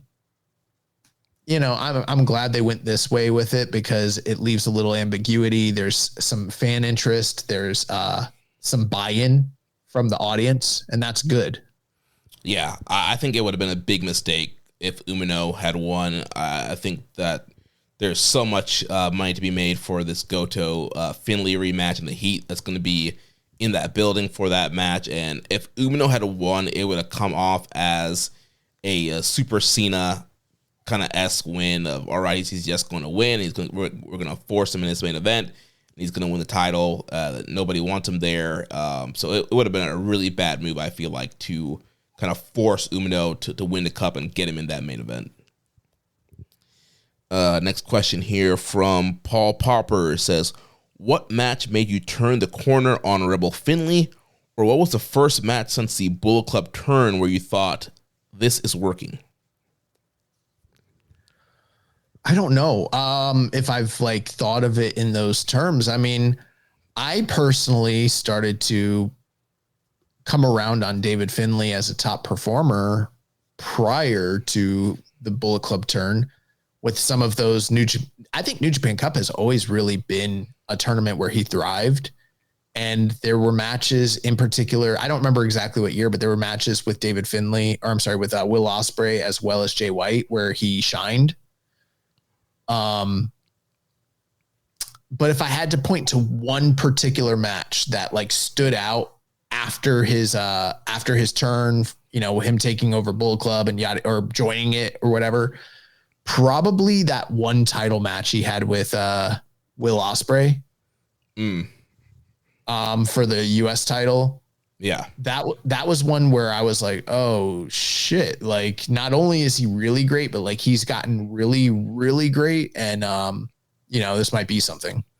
Yeah. For me, I feel like the end of 2023 going into 2024, I was really getting bought into him. And I thought he did really great in that 3-way with Ospreay and Mox. I know a lot of people don't like that match just because it was a 3-way, but I thought you have a guy like Mox and Ospreay that are also stars and people think they're great. And I felt like Finlay hung in with both of those guys. So kicking off 2024, I thought that was a great start to his year, and all throughout the year, he just delivered. Next question from Doc says, with Finlay finally being rewarded for all the hard work, when do you think the right time for him to actually finish a story will be? I don't know what he means by finish the story. I guess win the belt. I think he's winning the belt in a few weeks. Say that one more time. Yeah, went out. In a few weeks, I think he's winning the title. Yeah, I mean, could be. Discord Daddy says, Shota gave us the goods in the finals, but laid a couple eggs. How confident are you in his ability to deliver consistency in these kind of spots? I would say I'm not confident whatsoever. Yeah, he has not proved that he can be consistent. And also, I think New Japan Cup is a great format to prove your consistency. You have multiple rounds, you have multiple singles matches. Let's see the goods. I think his next big opportunity is probably going to be G1. Like, what's he going to do there night in and night out? And yeah, he's failed to just be consistent and have great matches night in and night out. And like you said, it doesn't need to be a 5-star, crazy match of the year contender night in and night out, but it should be a guy you can count on to have a consistent, great matchup. He has failed to prove that. I mean, that's certainly the case. Like, I understand some people might listen to this, and if you really like Shota Umino and you're invested and you're a fan, I get it. And I'm not, I'm not trying to judge anybody for that. I get why he, appeals to the fan base, but this isn't an anti-Shota Umino agenda. It is just pure fact that he, as a performer, if you are someone who values in-ring performance, he's not, what's the word? He's not dependable. He's not consistent. And I like him. I think he's got the goods. The question is, can he perform at the level that this company's top level demands? Like, there is a working level when it comes to New Japan, which has the reputation of being the best in-ring product. How many times have I had to sit through him not living up to that level? And it's very hard if you are someone of any sort of top quality as a performer. It's very hard for you to go as long as he's gone without stringing together consistently great matches when you've had 2 G1s. Yeah.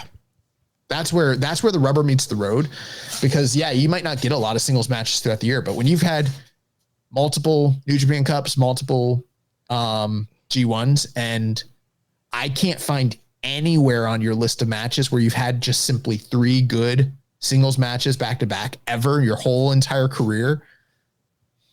That's what we're talking about. Maybe when he was a young lion. When he was a young lion, yeah. But, it's also a different standard of level of expectation. Yeah. MJ also says, do you think Shota deserves the microscope treatment we're giving him? No other contemporary of his is under this type of scrutiny. I think I've answered that. I don't think that that's true. Yeah. I don't think he is under a microscope. If anything, I think he's getting the pass more than anybody should be getting the pass for how often he has underperformed. Yeah, I mean, they're putting him out there on a bright neon sign. It's hard to not, criticize and examine what he's doing. It's just hard to look over that. And so, yeah, I do think there are people and even the office that want him to do well and want to give him a shot and will overlook the failures to continue to push him. And, not saying you can't be a fan of this guy, but you have to be realistic of what the output is. And again, he just has not proved to be that main event top guy yet. Let me do this since we're on the subject. Let me just prove my point since we're here. Is that okay? Yeah, go for it. So I'm going to take a little bit of time here. Okay. This is the guy returning from excursion. Okay. First match back, QT Marshall. Nothing, not pretty. We're literally going to I'm going to break this into great matches and bad matches, and anything that I call bad could just be like your average 3-star match. But QT Marshall, bad match. 2 matches back to back with Will Ospreay, both fantastic. Then he wrestled Naito, eek. Then he wrestled Yujiro, terrible. Then he wrestled Zack in March of that year, great match. Him and David Finlay, not so great. New Japan Cup. Then he wrestles Zack again in April, great match. Then he wrestles Yoshitatsu. Dave gave it 1.25 stars. Then he goes into the into the G1. Him and Ren Narita, awesome match. Him and Sonata, not so much. Him and Kiyomiya, great match. Him and Gabe Kidd, not so much. Him and Chase Owens, terrible. Him and Yota Tsuji, pretty good. Him and Hikuleo, Him and Will Ospreay, probably his career top end match. Do you see this? Like, this is constant up and down. Then you get him and Ren Narita. That's a match that I think is very good. That one where they wrestled in all over, but people didn't like that match. But then he wrestled Evil, terrible. Like maybe the worst match of his career. Then he wrestled Jack Perry. The first Jack Perry match is not very good. Yeah, no. Then they go to Chicago, and that match is awesome. Then he wrestles Jon Moxley, and the Jon Moxley match I think is incredible, but people didn't really love it the way that you and I did. Then he wrestles Rocky Romero and in AEW. He wrestles Callum Newman. Woof. Then he wrestles Shingo. Pretty okay. He wrestles Gabe Kidd. That's maybe his best match of last year's G1. Him and Okan, not very good. Him and Zack, just fine. Him and Sonata, not good. Him and Naito, terrible. Him and Jake Lee, terrible. Him and Evil, really bad. Him and Newman, really bad. Sonata, Zack Sabre Jr., Claudio, we're up to where we are right now. These are all bad matches. Then he had Okan twice in a row, both really bad. Jeff Cobb, fine. Shingo. Like between the last really, really good match of his was like Gabe Kidd in last year's G1. And since then he's had like 14 bad matches before this match that were singles matches. Do you see what I'm saying? Yeah. This is not a microscope. This is he's being showcased consistently for a 3.5 year period, and he's consistently not living up to the level. I think most people, if Yota Tsuji performed this way in this many top spots, he'd get dragged through the mud. Yeah. You know what I mean? Yeah, and he was already having he had a little bit of consistency issues last year, but he's fixed that. And so, yeah, I think if any other young guy was doing this, I think we would probably it'd be more vocal. And, the question of, why is he under a microscope? That's like asking in 2005, why is John Cena under a microscope? It's Why like, is Randy Orton under a microscope? Yeah, because you're pushing the guy out there. He's in every main event. He's a top guy that you're trying to push down our throats. So we have no choice but to put him under a microscope and examine what's going on. And the only match that I can, if you look at his really good matches, they're with Zack, they're with Ospreay, they're with a few of his contemporaries, like, Kiyomiya, Narita. But the Moxley match I thought was really fantastic. But the only time I can look at a guy that's like really his contemporary, who I think is also somewhat inconsistent, where he went out there and had a fantastic match, was like Jack Perry in Chicago last year. And that's like an outlier because it's such a unique situation. Yeah, the atmosphere definitely helped with that. Yeah. But this is a guy so far who every time they've ever given him someone that's like basically at his level or beneath him, he hasn't had, a standout match. And unless the person he's working with is a really top-notch worker, he's not able to do it. Yeah.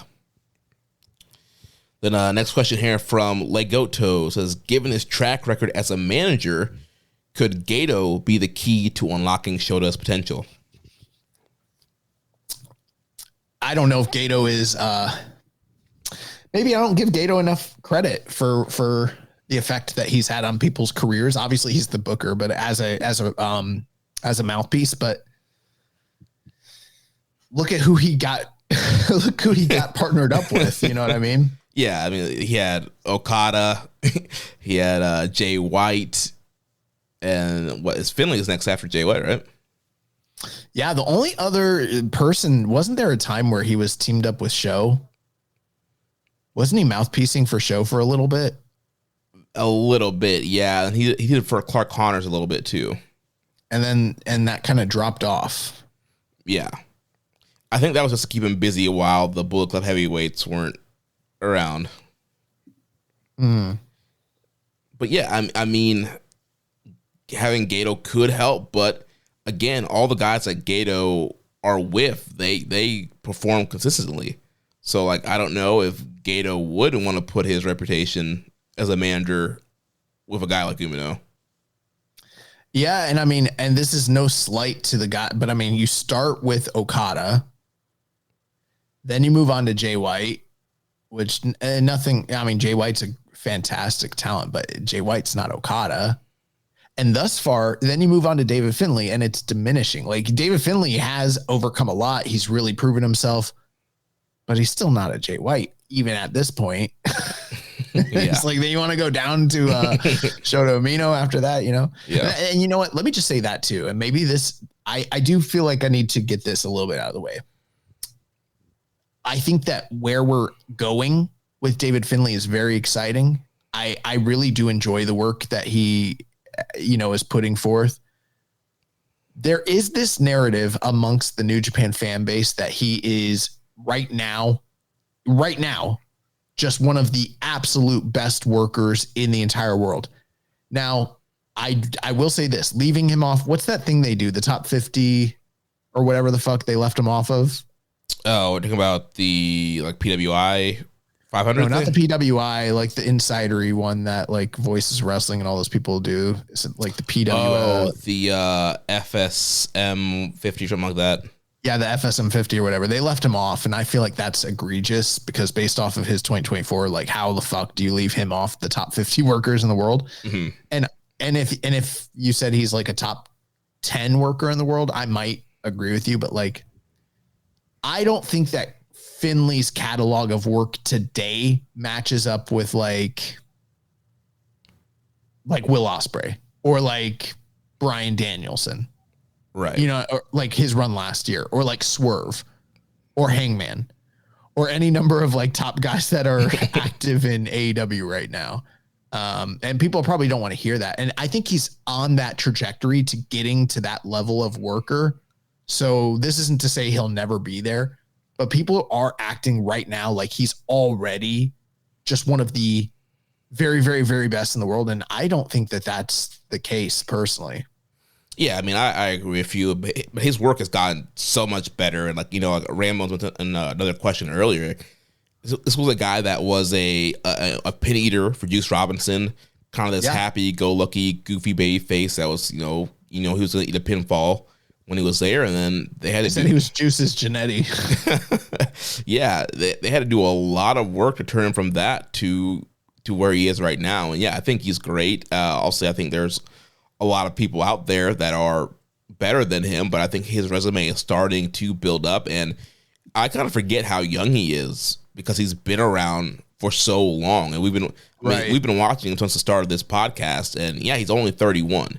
So since before that, yeah, there's room for him to grow even more, and so yeah, I think he is on the right path there. Yeah, and me saying that's not an indictment on him. I think it's more an indictment on the fan base that is so quick to want to.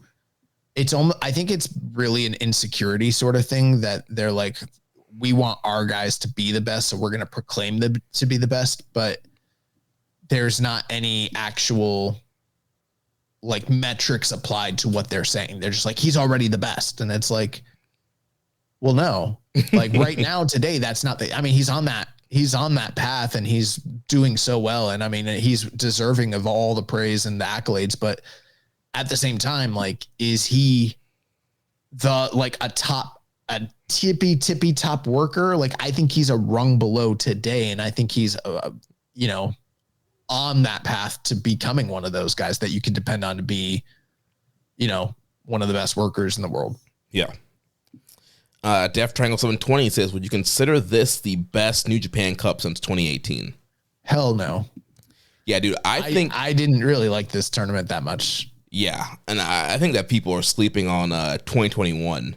I was looking back because we had that question, a similar question last week, and I was looking back at some New Japan Cups, and I'm like, dude, 2021, we had Ospreay and Sabre, Ospreay Sonata, Ospreay Finlay, Ospreay Shingo final.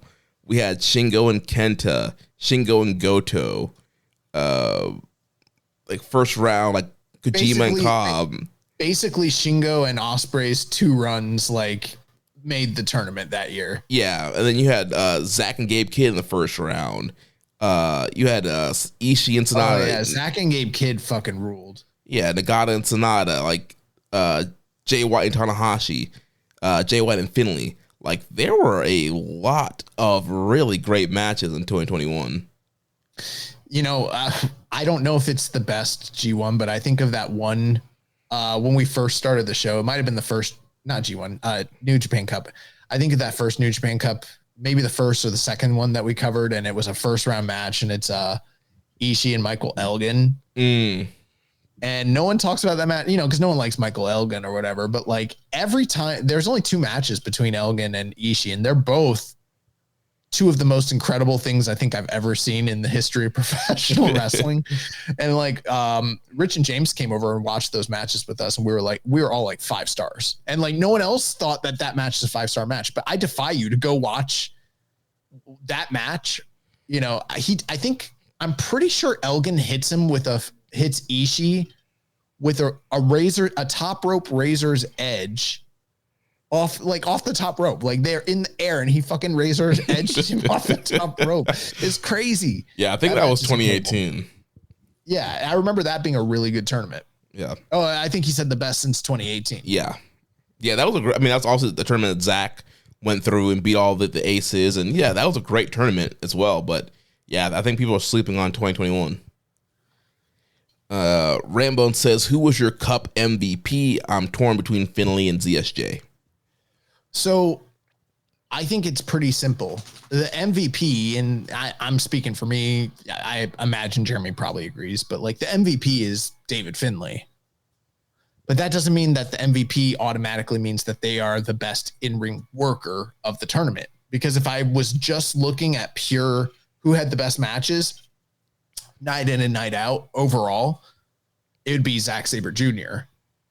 But at the same time, David Finlay won the whole tournament. He had the best trajectory of anybody, the best storyline. That match, but I think that the match between him and Umino is the match of the tournament and peaked higher than anything else. So I'll give him the MVP, but I still think the most consistently great performer of the whole entire tournament was Zach.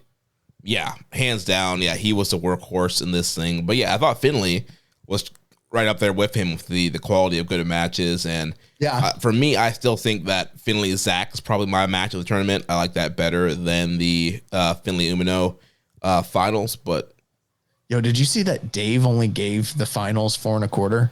Yeah. Which, like, I don't even think that's necessarily egregious, but some of the matches I've seen him slap like 4 3/4 and 5 stars on, where like from WWE in particular, where I'm like, are you fucking for real? And for him to turn around and call this match 4 1/4 is like, I don't know, man. Dave's off in a different, like, he's on some other shit these days. Yeah. And then Barry Wall says, with the Cup being so story heavy, are you surprised by the lack of payoff or more dramatic story progression at the finals? No, I thought this was a really great payoff.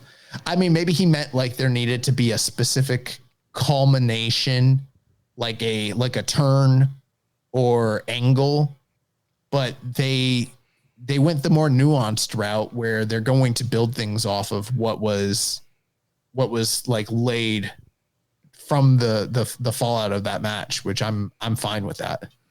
Yeah, and I mean, there is a big story there with Finlay and Goto that immediately got revisited post-match with Goto calling Finlay to the ring and, telling him he's going to, bring your kids. I'm going to beat you in front of your kids again. I'm going to take the title. And so I do think that, that was kind of the big story coming out of that. It's like, all right, Finlay Goto, can Goto overcome Finlay or will Finlay kind of beat Goto in another big spot? There was also a still that New Japan, like their photographers put out, and it's a picture with David Finlay. He's got the trophy, the confetti, and in the corner is Gabe Kidd, and he's got his hands in the air, and he's celebrating so fucking hard for his leader, his brother, blah blah blah. But they were very like intentional with the way they framed this, where you've got him celebrating the success of the leader, but it's all in this like center frame. And I'm like, that's going to be in a VTR someday. Mm-hmm. That picture, they're going to like still on that. It's going to go to black and white. Like they're going to play off of that in the future when these guys eventually have some sort of match, whether it's a blood feud or even just, a tournament match, whatever. Like it's going to come into play somewhere. Yeah. Well, that's going to wrap it up for the New Japan Cup review. So next coming up, we got the Sakura Genesis Tour. So we did get the cards announced for the upcoming shows. So there's going to be a Road 2 show coming up on April 2nd in Awamisi, Yamanashi. So we got Tenzan, Toriano, Bolton Oleg, Ninja Mac, and Murashima taking on Makabe, Hanma, Wato Yo, and Tiger Mask. We got Uemura and Taka taking on Drilla and Sonata. We got Eagles, Fujita, and Hartley Jackson taking on Gabe Kidd, Ishimori, and Robbie X. Then LIJ's Naito Hiromu and Bushi will take on Callum Newman, Akira, and Jacob Austin Young from United Empire. Then Yota Tsuji will take on Kanemaru in a singles match. Semi-main event will be Goto, Desperado, and Yoshihashi taking on Finlay, Connors, and Gato. And then the main event will be Hiroshi Tanahashi versus Shingo Takagi. So this is one of these up-and-coming singles matches that Tanahashi has on the next couple weeks here. Yeah, and that one's very precarious because it's the third match they've ever had. The first two matches were those two pandemic-era matches where they were like some of the best matches of Tanahashi's career. Bro, that Never title match was freaking incredible. I know you love the Never title match, but I might like the Tokyo Dome IWGP title win for Shingo, maybe even better. Yeah. So it's really tough call. But regardless, like, this is what I'm talking about. Like, do you think Tanahashi's not going to go, like, knowing Shingo, are they just going to go out there and quote unquote play the hits? And I think this is in like Shingo's hometown. I could be wrong, but I feel like that's why they booked it here. It might be, yeah. But either way, there's some sort of importance for why they're in this particular prefecture. And it's like Tanahashi's like, he's got fucking Takeshita like in a few weeks, and he's going out there with Shingo in a main event spot. This is not a 7-minute match spot. This is easily at minimum 12 minutes, but they're probably going to try to go like 15 to 20, and they're going to go hard. And I'm like, is this dude going to make it past April? Like, what the fuck? Bro, if that man gets dropped on his head with Last of the Dragon or Man in Japan, I don't know if he's making it to Chicago. And does he need to win because he's got that upcoming title shot? I kind of feel like he does. Like, this is the year of fuck you, Shingo. Like, that's what this year is. Yeah. And then following that, on April 4th, we have the Junior Genesis Road to Secure Genesis show. So we have Mao and Yuya Koroku taking on Katsuya Murashima and Ninja Mac. Taguchi taking on Hiroshi Tanahashi. So another singles match here for Tanahashi taking on Ryusuke Taguchi. Then there's going to be Bushi, Hiromu, and Naito taking on Callum Newman, Jacob Austin Young, and Jeff Cobb. Shingo and Tsuji versus Dick Togo and Evil. Bishamon and Wato and Yo versus the War Dogs of Finlay, Drilla, Gabe, and Gato. And then semi-main event, the IWGP Junior Tag Titles on the line. Ichiban Sweet Boys will defend against the War Dogs team of Robbie X and Taiji Ishimori. And then the main event will be for the junior title in a hardcore match as Despy defends against Clark Connors. Yeah, I was having watched Crazy Fest. I was sort of thinking like, what the fuck are Clark Connors and El Desperado going to be able to do here that Desperado didn't already live through multiple times over in that main event of that fucking produce show? Like, there's hardcore matches, and then there's Japanese style death match with Yeah. You know, with all the glass and the razor boards and the scissors and all that crazy shit. Like this, I don't know. This is not gonna be able to be on that level. Yeah. But it's probably going to be very good. Yeah. We had a question from Def Triangle 720. Do you think it's a mistake not adding the 2 junior title matches at Secure Genesis? No, I like the idea that these guys are all getting to draw at the top of a card in Korakuen. And I sort of like that idea of having like a tagline like Junior Genesis. That's a little different than what I'm used to seeing from New Japan. That's sort of maybe a little bit westernized, but I like the way they're incorporating that. I think it's pretty cool and interesting. And yeah, all these guys are going to get more time. They're going to get the ability to go out there and do their thing. And this is going to be a really big match for Clark Connors in particular. Yeah, and it's like we've been saying for years now, like make these road twos interesting. So yeah, give it a special name. Give the juniors some more time, special matches. And so yeah, I think this is a good thing. And, you know, I'm about to read through the Secure Genesis lineup. That card is stacked. If you had put one of those matches on here, they're not going to get a ton of time. So being featured here on this Korakuen show, semi-main and main event, they're both matches are going to get plenty of time. Like you mentioned, they're going to draw big. It's probably going to be, you know, sold out, 2,000 plus, you know, capacity for that event. Desperado in the main event. So it's going to be good for those guys. Yeah. It's like leaving the women off of AEW show and letting them headline their own shit. And then that takes us to Sakura Genesis, which will be April 5th from Ryogoku. So we have the kickoff will be Katsuya Murashima taking on Daiki Nagai, Sonata taking on Yuya Uemura. The NJPW World TV title match will be El Phantasmo defending against Great Okan. And then we have another Tanahashi singles match as Tanahashi will take on Shota Umino. And Def Triangle 720 had a couple questions here. Do you think Shota turns heel fully against Tanahashi at Secure Genesis? And do you think they will introduce one member of his faction at the show, or will it be a month-by-month thing? I really don't know, but I think everybody's going to be very interested to see what the outcome is here, and I could see it going both ways. I know that's very non-committal and not necessarily the most insightful answer, but I don't know what they're doing, and I think that's the appeal, is nobody really realistically knows what's going to happen here. Yeah, and once again, this match is before the Takeshita match, so does Tanahashi need to win here?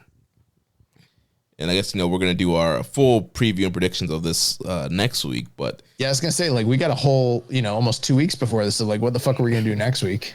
So next week, we'll give our official predictions and preview all this stuff here for next week.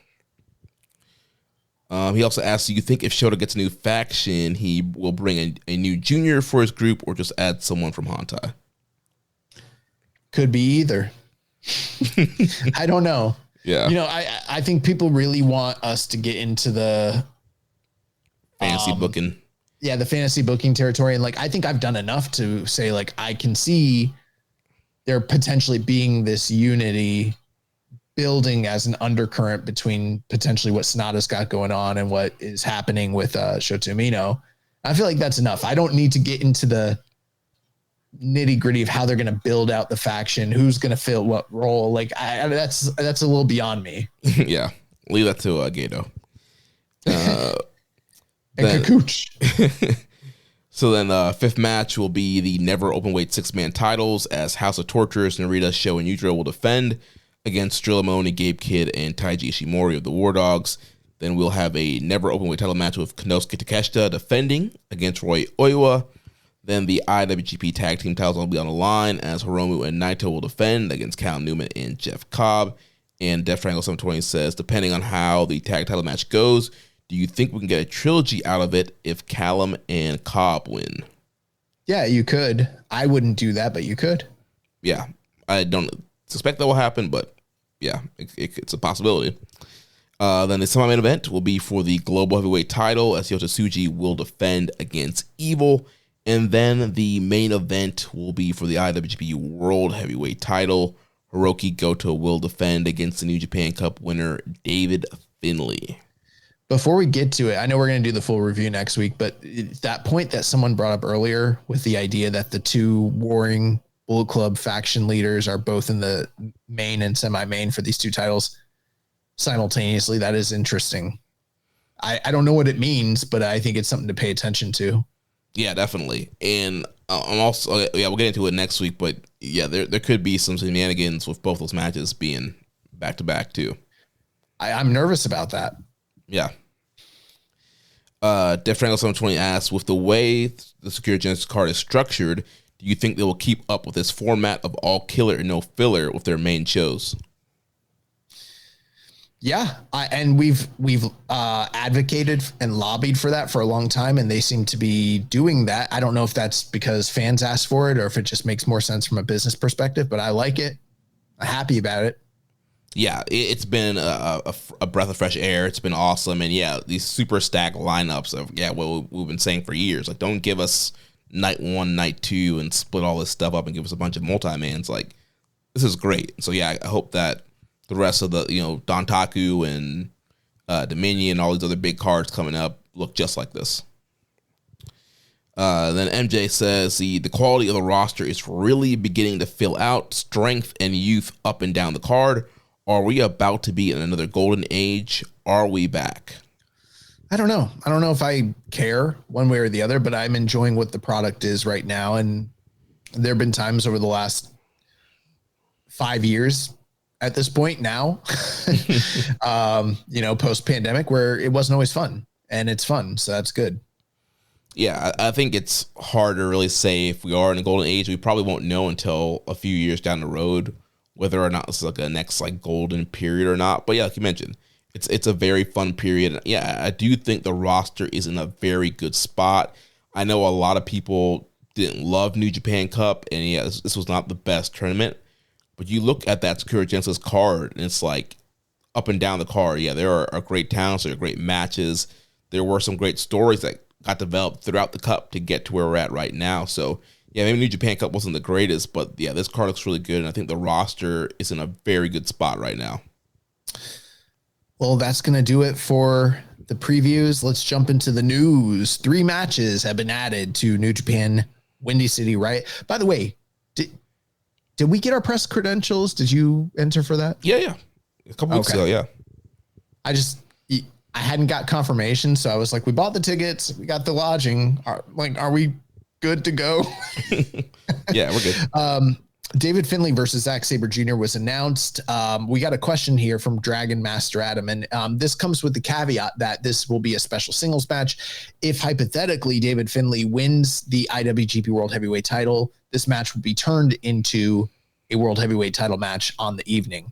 Dragon Master Adam says, with the announcement of Finlay versus Zack at Windy City Riot, is it not a bit weird that if Finlay wins, his first defense would be against someone he has already beaten the tournament to get to the title shot, and also the guy who just lost the belt recently without any real claim to challenge for it? Basically, what I'm trying to say is, does this mean Goto's chance of retaining has increased significantly, or will Finlay versus ZSJ just be the Windy City title match?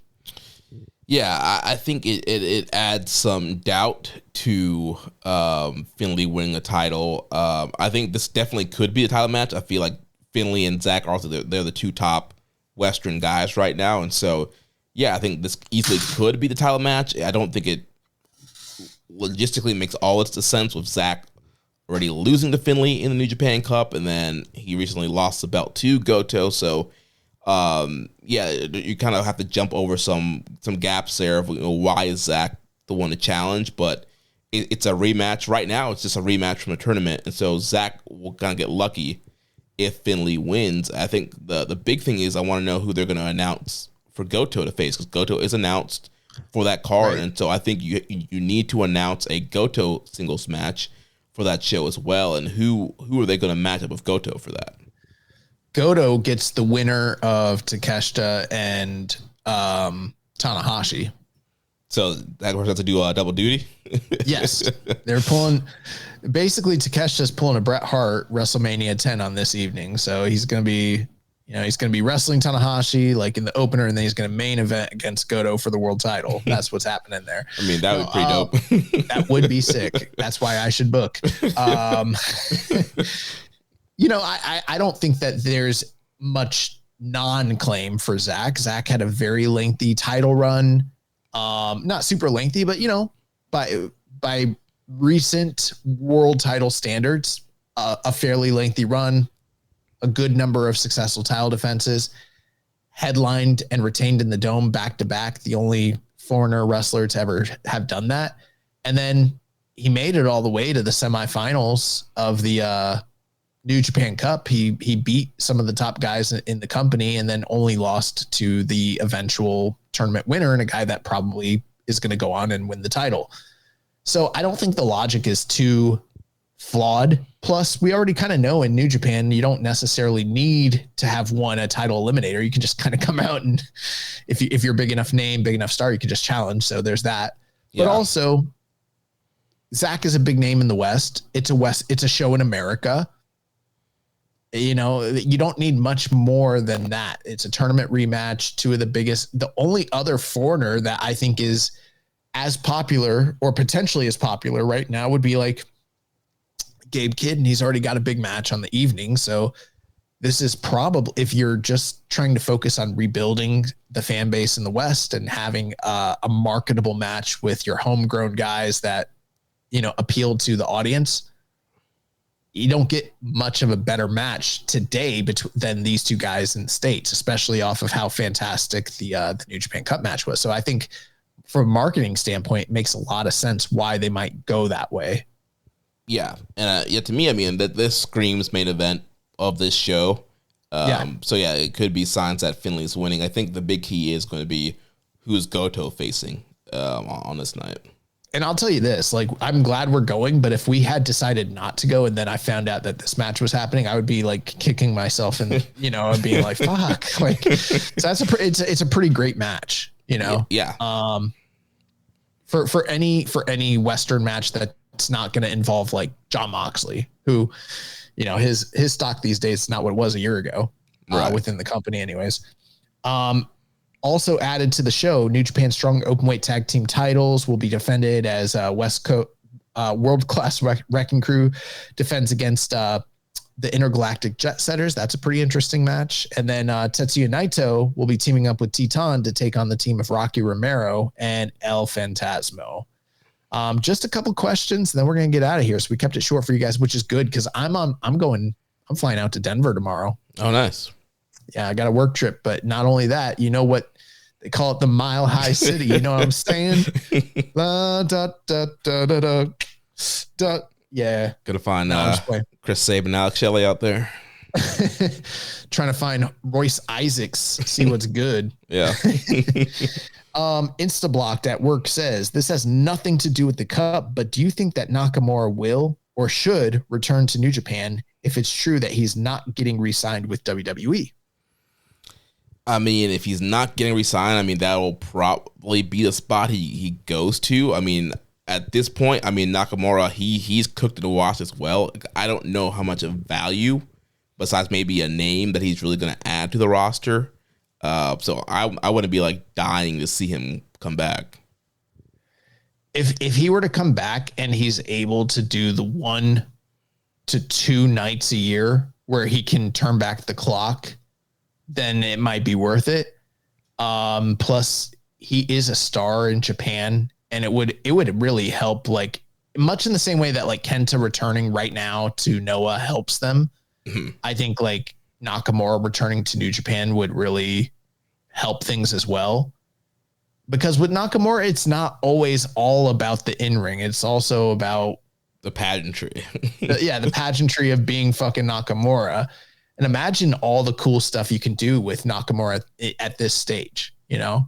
Yeah. But you're absolutely correct. I mean, the idea of him going through a G1 is horrifying. Like, I don't know if I want that. But it might be cool to see him like do a send-off match with Tanahashi, but I don't know why he would go to New Japan when I know for a fucking fact that Tony Khan's going to pay big ass bucks to keep him around working Friday nights for, working the butcher and working,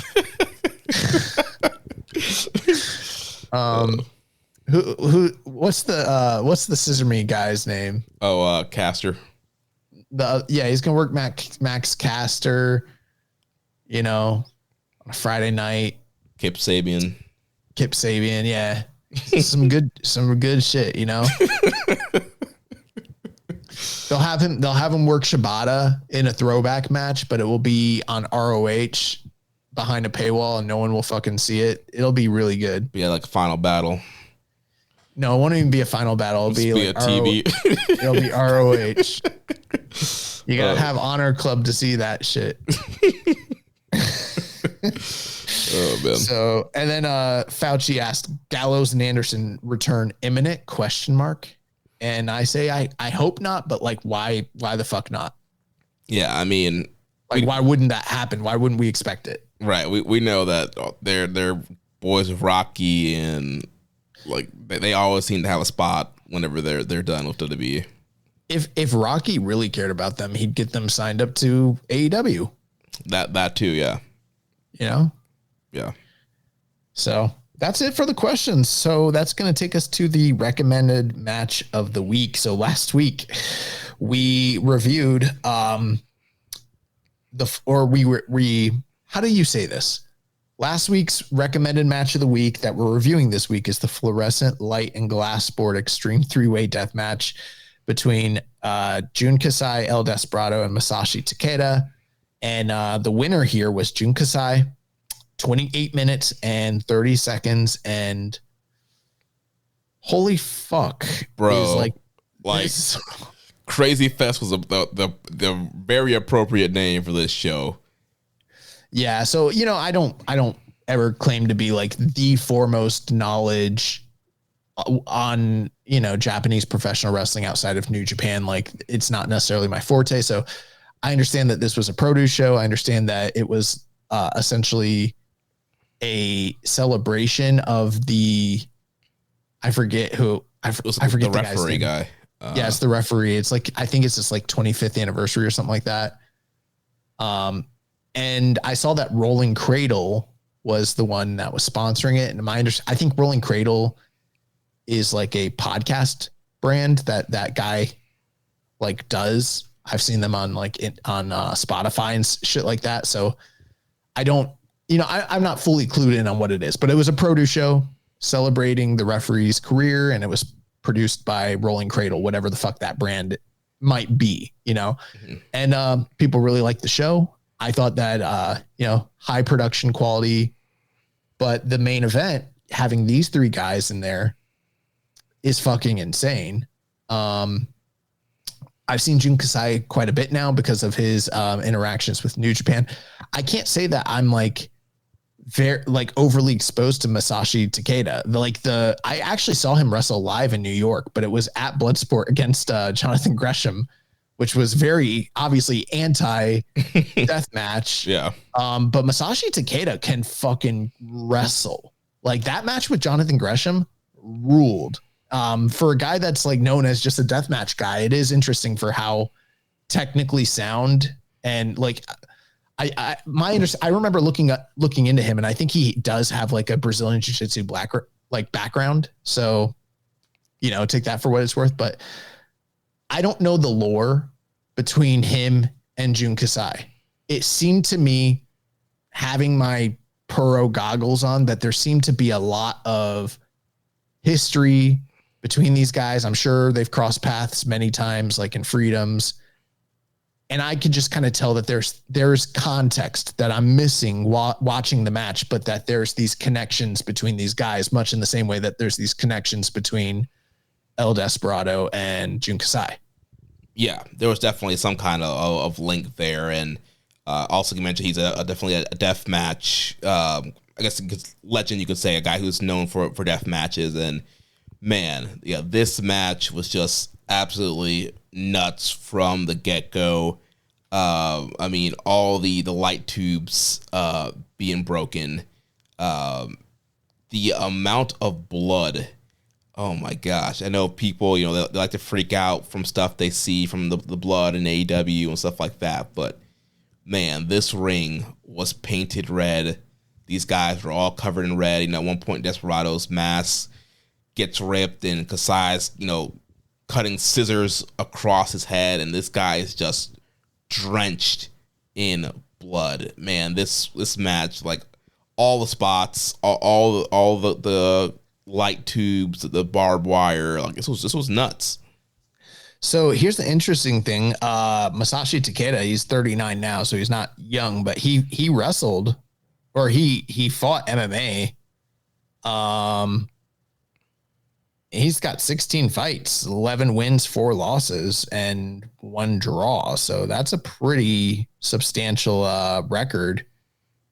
So, that's interesting. A guy who's known as like a deathmatch dude, but also, has this extensive like MMA background. Very, very interesting.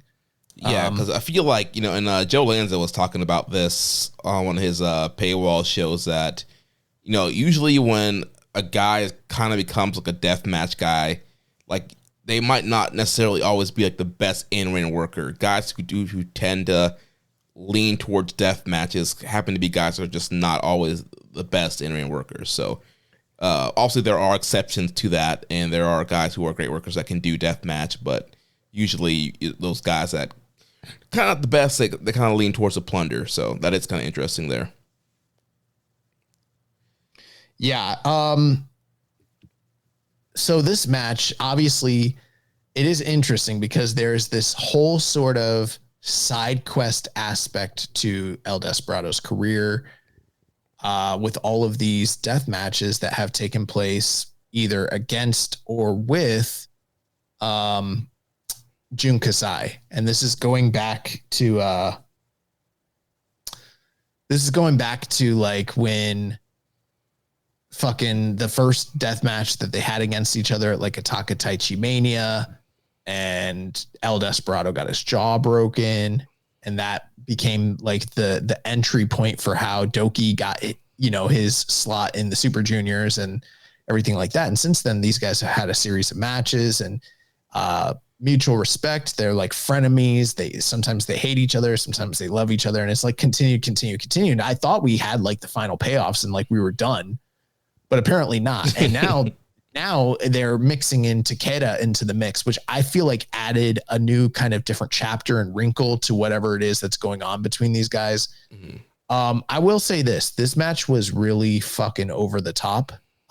Just so many light tubes, and not just light tubes, but like panes of glass, and not gimmick panes of glass, like real fucking glass. But they had a hard time getting Despy through that one glass pane. They kept ramming him over and over and over again before it finally broke. But this guy's gonna get a concussion trying to go through this thing. Yeah, I mean that was the Jack Perry. It's real glass. Real glass. All the glass in this match was real. Yeah. I'm not the biggest deathmatch guy. I was as a teenager, like when I was there was a period where I was really getting into old like as the internet became more immersive and expansive, you could find more things than you used to be able to. And there was so much FMW and IWA stuff that I just never saw before. And I really got in, but I was never I wasn't even really a fan of deathmatch. It was more just like, it was like, remember when you used to go on YouTube to find the craziest shit you could possibly find, like in the early dark days? Yeah. That's what this was like. I would like go on YouTube and I'm like, oh my God, these dudes they fought and they fell into cactuses, and these guys fell into a pool of piranhas, and these guys got blown the ring up. Yeah, they blew the ring up. Like, it's such crazy shit. Like, I remember one match where the two guys fell off a scaffold, and it was literally a barbed wire net that they had to fight through. It's just crazy shit. Now, it's not even really good wrestling, but I'm like, oh, this is crazy. But at the same time, I'm a high schooler. Like, it's kind of like juvenile. It's kind of up that alley. But as I've grown up, like, I'm not tuning into GCW to see people get like the fucking syringes in their mouths and the pizza cutters, the door. Like, it's just not for me. And then if you really want to get sick, you watch Big Japan, you watch Freedoms, and you watch what these dudes do. And admittedly, I do think that Takeda, and I think Jun Kasai, from what I've seen of them, very, very good pro wrestlers. Like, they're not just guys that can't work. They kind of meld some of the basic core principles that Onita brought to, building anticipation and then paying it off, which was always the spectacle of the death match. But they've kind of mixed that in with like some of the best of like what like the CZW guys were doing in like the early 2000s, where it's like, yeah, we're going to pay off stuff, but we're also going to just go through the craziest shit ever. And it's going to be a spectacle in a different way. And they're kind of melding those two theories. I appreciate it, but it's also not entirely for me. Yeah. So like at first, I would say for like the first 2/3 of the match, I was like, this is crazier than anything I've ever seen Desperado do. So like from the one respect, I was like, I'm not even really necessarily connecting with it. Like the Taka Taichi Despi Mania match, where those two guys had like their big blow off and it won our excursion match of the year that year. Mm-hmm. That one, even though that was also crazy, I did connect with that one a lot because there was so much emotion behind it. This is more of like a triple threat. So it's more action packed and it's just kind of going. So I was like, this is crazier for sure, but I'm not necessarily connecting with it, but I see why everyone likes it. Cause it kind of have you ever seen Mad Max Fury Road? No. Oh, Jeremy, you got to see that fucking movie. You got to see Mad Max Fury Road. That's like a high octane, never fucking stop. I think it's the greatest action movie of all time. This was like the pro wrestling equivalent of that, of like, it just never lets up. They're just going, and they're just raising the stakes. And I'm like, fuck, like this is exhilarating. It's never ending, but how much can the human body take? Yeah. Dude, they were doing some wild stuff. Takeda was like breaking stuff over his own head. Yeah, it was just insane. But then down the stretch, they started selling the exhaustion. They started hitting their big moves. You started getting the near falls and the breakups. And then they started breaking out even more paraphernalia, like upping the ante. And I was like, okay, even though I don't love this style of match, we are starting to get into the territory where I'm like, okay, I see the fighting spirit. I see the heart. I see what this match has going for it. And I'm like, this is kind of special. And I'm like, there's no way Desperado, just after like winning the junior title and everything, like there's no way they're letting the junior champion like lay down for the 1, 2, 3 in this match. But like, yeah, he lost again. Yep. Which was crazy. I struggled to, I don't know what I would rate this. Yeah. I also kind of think it's probably going to win excursion match of the year if enough people see it. Yeah, I don't know. I don't have a rating for it. Like, this was like a wild spectacle. Like, I'm not a big death match person either, but I mean, I do like, some of the bigger death matches that happen throughout the world, but like this was just, I don't think I've ever seen anything like this. Just the amount of violence and glass tubes and the barbed wire and the scissors, the blades like cutting of the head, and the scissor board thing was really gross. Yeah. And then forks, and then they had a bunch of forks too. Oh, it's so terrible. Yeah, and then like I was mentioning earlier, the whole like Despy like being like driven through the glass pane thing, like that just like, was so painful because that glass was just not breaking, and then they finally like drove him through it. And I was like, and then they were dropping each other on the glass, and Despy did like the Pinche Loco to Kasai at one point on the glass, and oh man, it was just insanity.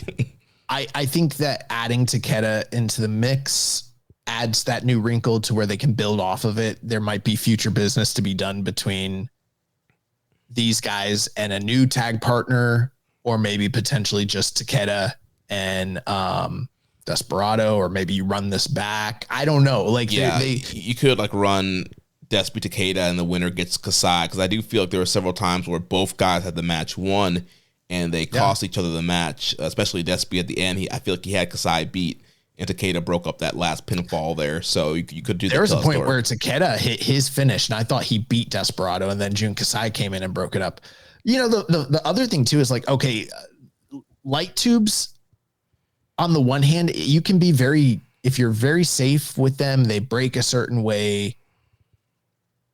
There is a relative safety there, but I mean, like Nick Gage almost bled out that one time when they mistimed something and he cut an artery and like he almost died. David Arquette. David Arquette. Yeah. David Arquette almost got his throat cut. Well, he did get his throat cut, but it didn't, and there was one moment where I noticed that when Takeda and Kasai, they were taking the light tubes and hitting each other in the head, and they would both lean their head down to give a little bit of a better like landing spot. But I don't remember who. I think it was Jun Kasai. He went to hit it, he missed, and then the other guy raised his head up and he went forward with it, and nothing happened. But I'm like, if that thing had broke and then he went forward with it, and jabbed him, like what? You could lose an eye, you could kill somebody, like. And then there's so much glass in the ring. I'm just thinking of physics. Like, wrestling is already so dangerous, and then you're taking these bumps with all of this glass. Yeah, they were taking big bumps in that glass. I know. And it's like, they could be as safe as possible, but physics is physics. And there's certain things you just can't control. And like, who's to say that something unfortunate might I mean, they're really taking some serious risks. And then some of the dives that Despy was doing, these huge dives to the outside into the fluorescent tubes. And then the other thing is like, they have so many cuts, and that glass, especially the light tubes, it turns into dust, and the dust particles get into your skin. You can't get it out. It's not like thumbtacks where you just pluck them out. So basically when you heal, it heals over the glass, and you've got that mercury and all that shit in your bloodstream, and then it's in your it's terrible for you. Yeah. Like, this is horrible. Yeah, dude, this was just insane. Yeah, it was really crazy. And I mean, what these guys are willing to do for the craft is, I do respect it. I don't know if I necessarily love it, but I do think the match was special. Then again, this could just be me being like, I've seen my fair share of death matches, but I don't regularly watch what's going on day in and day out in Japan. Like, how many Japanese death matches I've watched in the last 20 years, I couldn't tell you. It's probably less than 10. So is this a situation where this is a really special death match and I'm just fortunate enough to have caught it at the right time? Or is this par for the course? And if you're an ardent viewer, you're used to it and you're like, oh, this happens all the time. But we're not used to it. And it's culture shock. And we're like, what the fuck was that? And then, dude, I feel like even though you're sitting in the crowd, I felt like there was like glass like flying towards the crowd. That happens a lot. But this was they were so close to the ring and there was so much glass. I've never seen a match with this much glass ever. Yeah. My gosh. Yeah. This was nuts. It was really, and then, and the funny thing though is Despy, that was a blade job. Like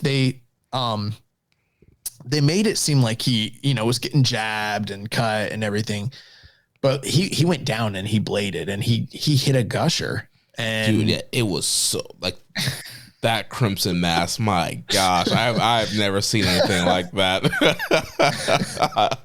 This is really crazy. If you haven't seen the match, I would highly recommend you go see. Well, actually, I don't know, bro. Like, here's, my wife, she watches wrestling. She's seen a lot of shit in her day. She grew up in the Attitude Era. She's seen Mick Foley. She's seen a lot of shit. I'm in there. My back is not really feeling great. I was trying to stretch out. She starts walking in. I was like, don't come in here. She's like, why? And I was like, there's a Japanese death match on the screen and it's really disgusting. And she's like, yep. And she just turned around because she's already seen a little bit of that stuff, but she never seen anything like that. Like, if she complains about AEW almost every time. Like, I turned on one of the pay-per-views and we caught the tail end of the Hollywood Street Fight or whatever the fuck it was called. The Hollywood ending. Yeah. And she's like, this is just so disgusting. Like, it was just, them laid out.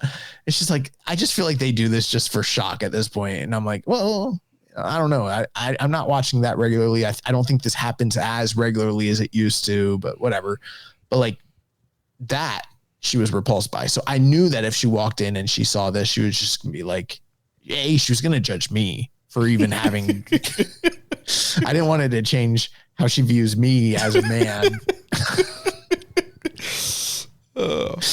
That's what we're talking about. This is a crazy,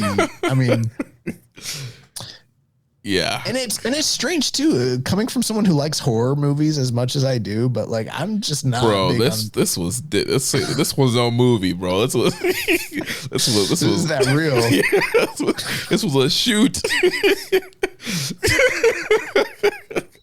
They had the real glass out there.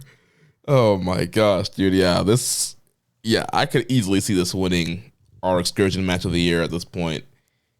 I will say this before we, do you have any, I don't want to overstep, any other thoughts you have or opinions, anything like that? No, it's overall being, like I said, can't rate it, but like just a wild spectacle that I think people, should go out of their way to watch it. Hopefully if you don't have a weak stomach, like, it's just absolutely insane match. I found time to go back and watch the Zack Sabre Jr. versus Fuego del Sol match that we reviewed from a few weeks ago from GCW, the Cold Day or whatever the fuck the show was. Fuego, correct me if I'm wrong, he's the American luchador from like Texas, right? Yeah, he was buddies with Sammy Guevara. He's Sammy's buddy who got the contract on the first episode of what was that, Rampage? It might have been a Rampage or it might have been actually a Dark. I can't remember now, but he got a contract after like a big match. It was on the first episode. It was that whatever the Thursday show was. Rampage was Friday. Friday. Okay, yeah, Rampage. Is that the one that got canceled? Yeah. Yeah. So the first Rampage. Yeah. So I'd seen him a lot in the past, but I'd never seen him in this kind of environment where he was given an opportunity to like really work and everything like that. And I thought that this was a fantastic match. Like, I thought it really, really, really delivered. If you haven't seen it, I would highly recommend it.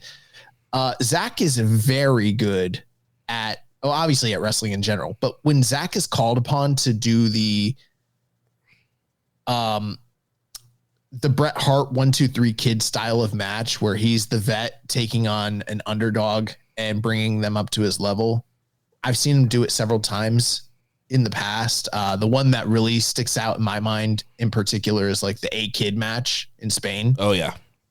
This was kind of in that vein, but I thought Fuego del Sol, like there are times where guys are carried to matches and this was definitely laid out to make him shine, but he hung in there with the best in the world for the entirety of the match. And he looked like he belonged. Yeah, he's super talented, and I thought he did a great job in that match and keeping up with Zach. He's really talented and can do a lot of really cool high-flying stuff. Yeah, this was totally different style of match than what we just described. But, in GCW, no less, but to see, the technical chops of Zach taking on Fuego del Sol. I thought they did a good job on commentary talking about how Zach is undefeated in this company. He's never lost. And, just bringing up all of his experience and his accolades. And Fuego del Sol, stepping in as a last minute replacement in what they quote unquote called the biggest match of his life. And instead of it being like, it could have easily been like, yeah, he had a good accounting for himself, but he was no match.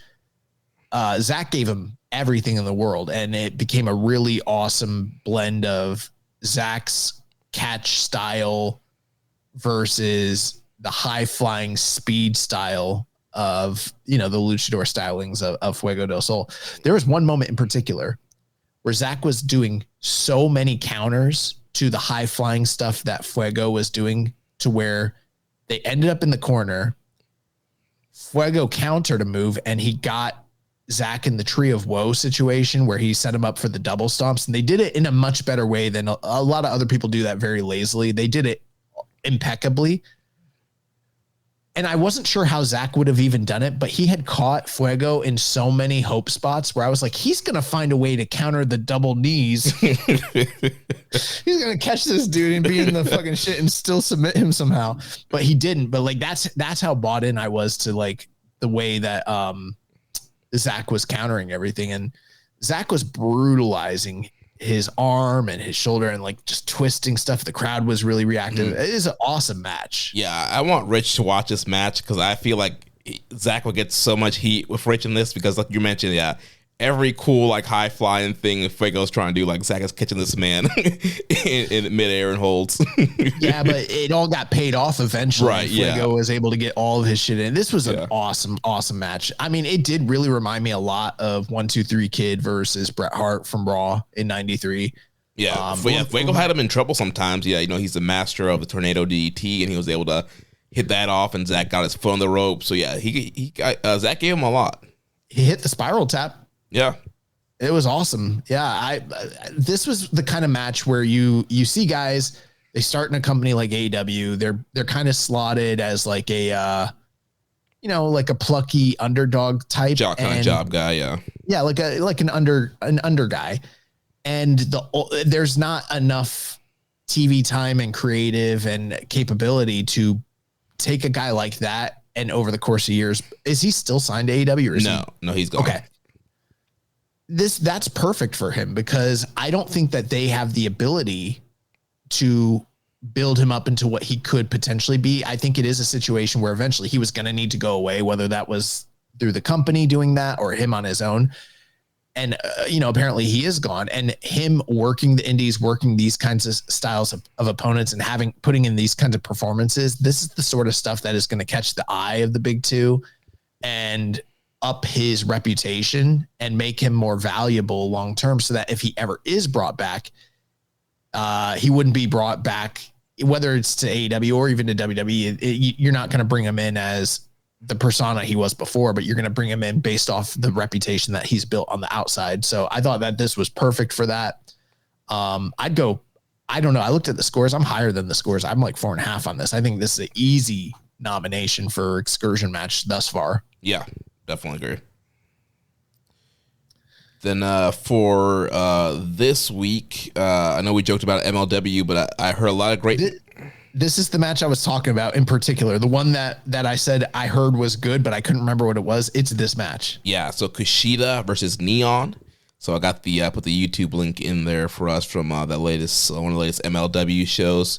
So yeah, I heard a lot of really good things about that. Lucha Blog praised this match as well, and Voice of Wrestling flagship guys put it over as well too. So yeah, that should be a fun match to watch. Awesome. Well, we have put in another classic episode of Keepin' It Strong Style, and you all are welcome. Yeah, but that's going to wrap it up for this week. So next week, we'll be back to preview these upcoming Secure Genesis shows and give our full predictions. So remember, if you want to watch our show live or listen without ads, sign up at patreon.com/KI Strong Style. You can also make a donation by visiting socialsuplex.com/donate and click on the donate button under the Keeping It Strong Style logo. Make sure to connect with us on social media on X and Blue Sky. Follow us at KI Strong Style, at Social Suplex, and at Jeremy L. Donovan on Facebook. Follow us at facebook.com/Social Suplex and the Wrestling Squared Circle Facebook group. On Reddit, I'm the Pro Black Guy. John is Keeping It Strong Style. On YouTube, we're at Social Suplex. Join our Social Suplex Discord server. To interact with us and other wrestling fans, you can email me, Jeremy, at socialsuplex.com. Check out all the other shows that we have here on the Social Suplex Podcast Network. One Nation Radio, hosted by Rich Latta and James Boyd. All Things Elite with Floyd and Austin. Imps WWE Adventure with the implications of Matthew Mayer. Wrestling Art with Chris Things. Tone Talk with Ali and Leah, and the Trish and Sarah Wrestling Podcast.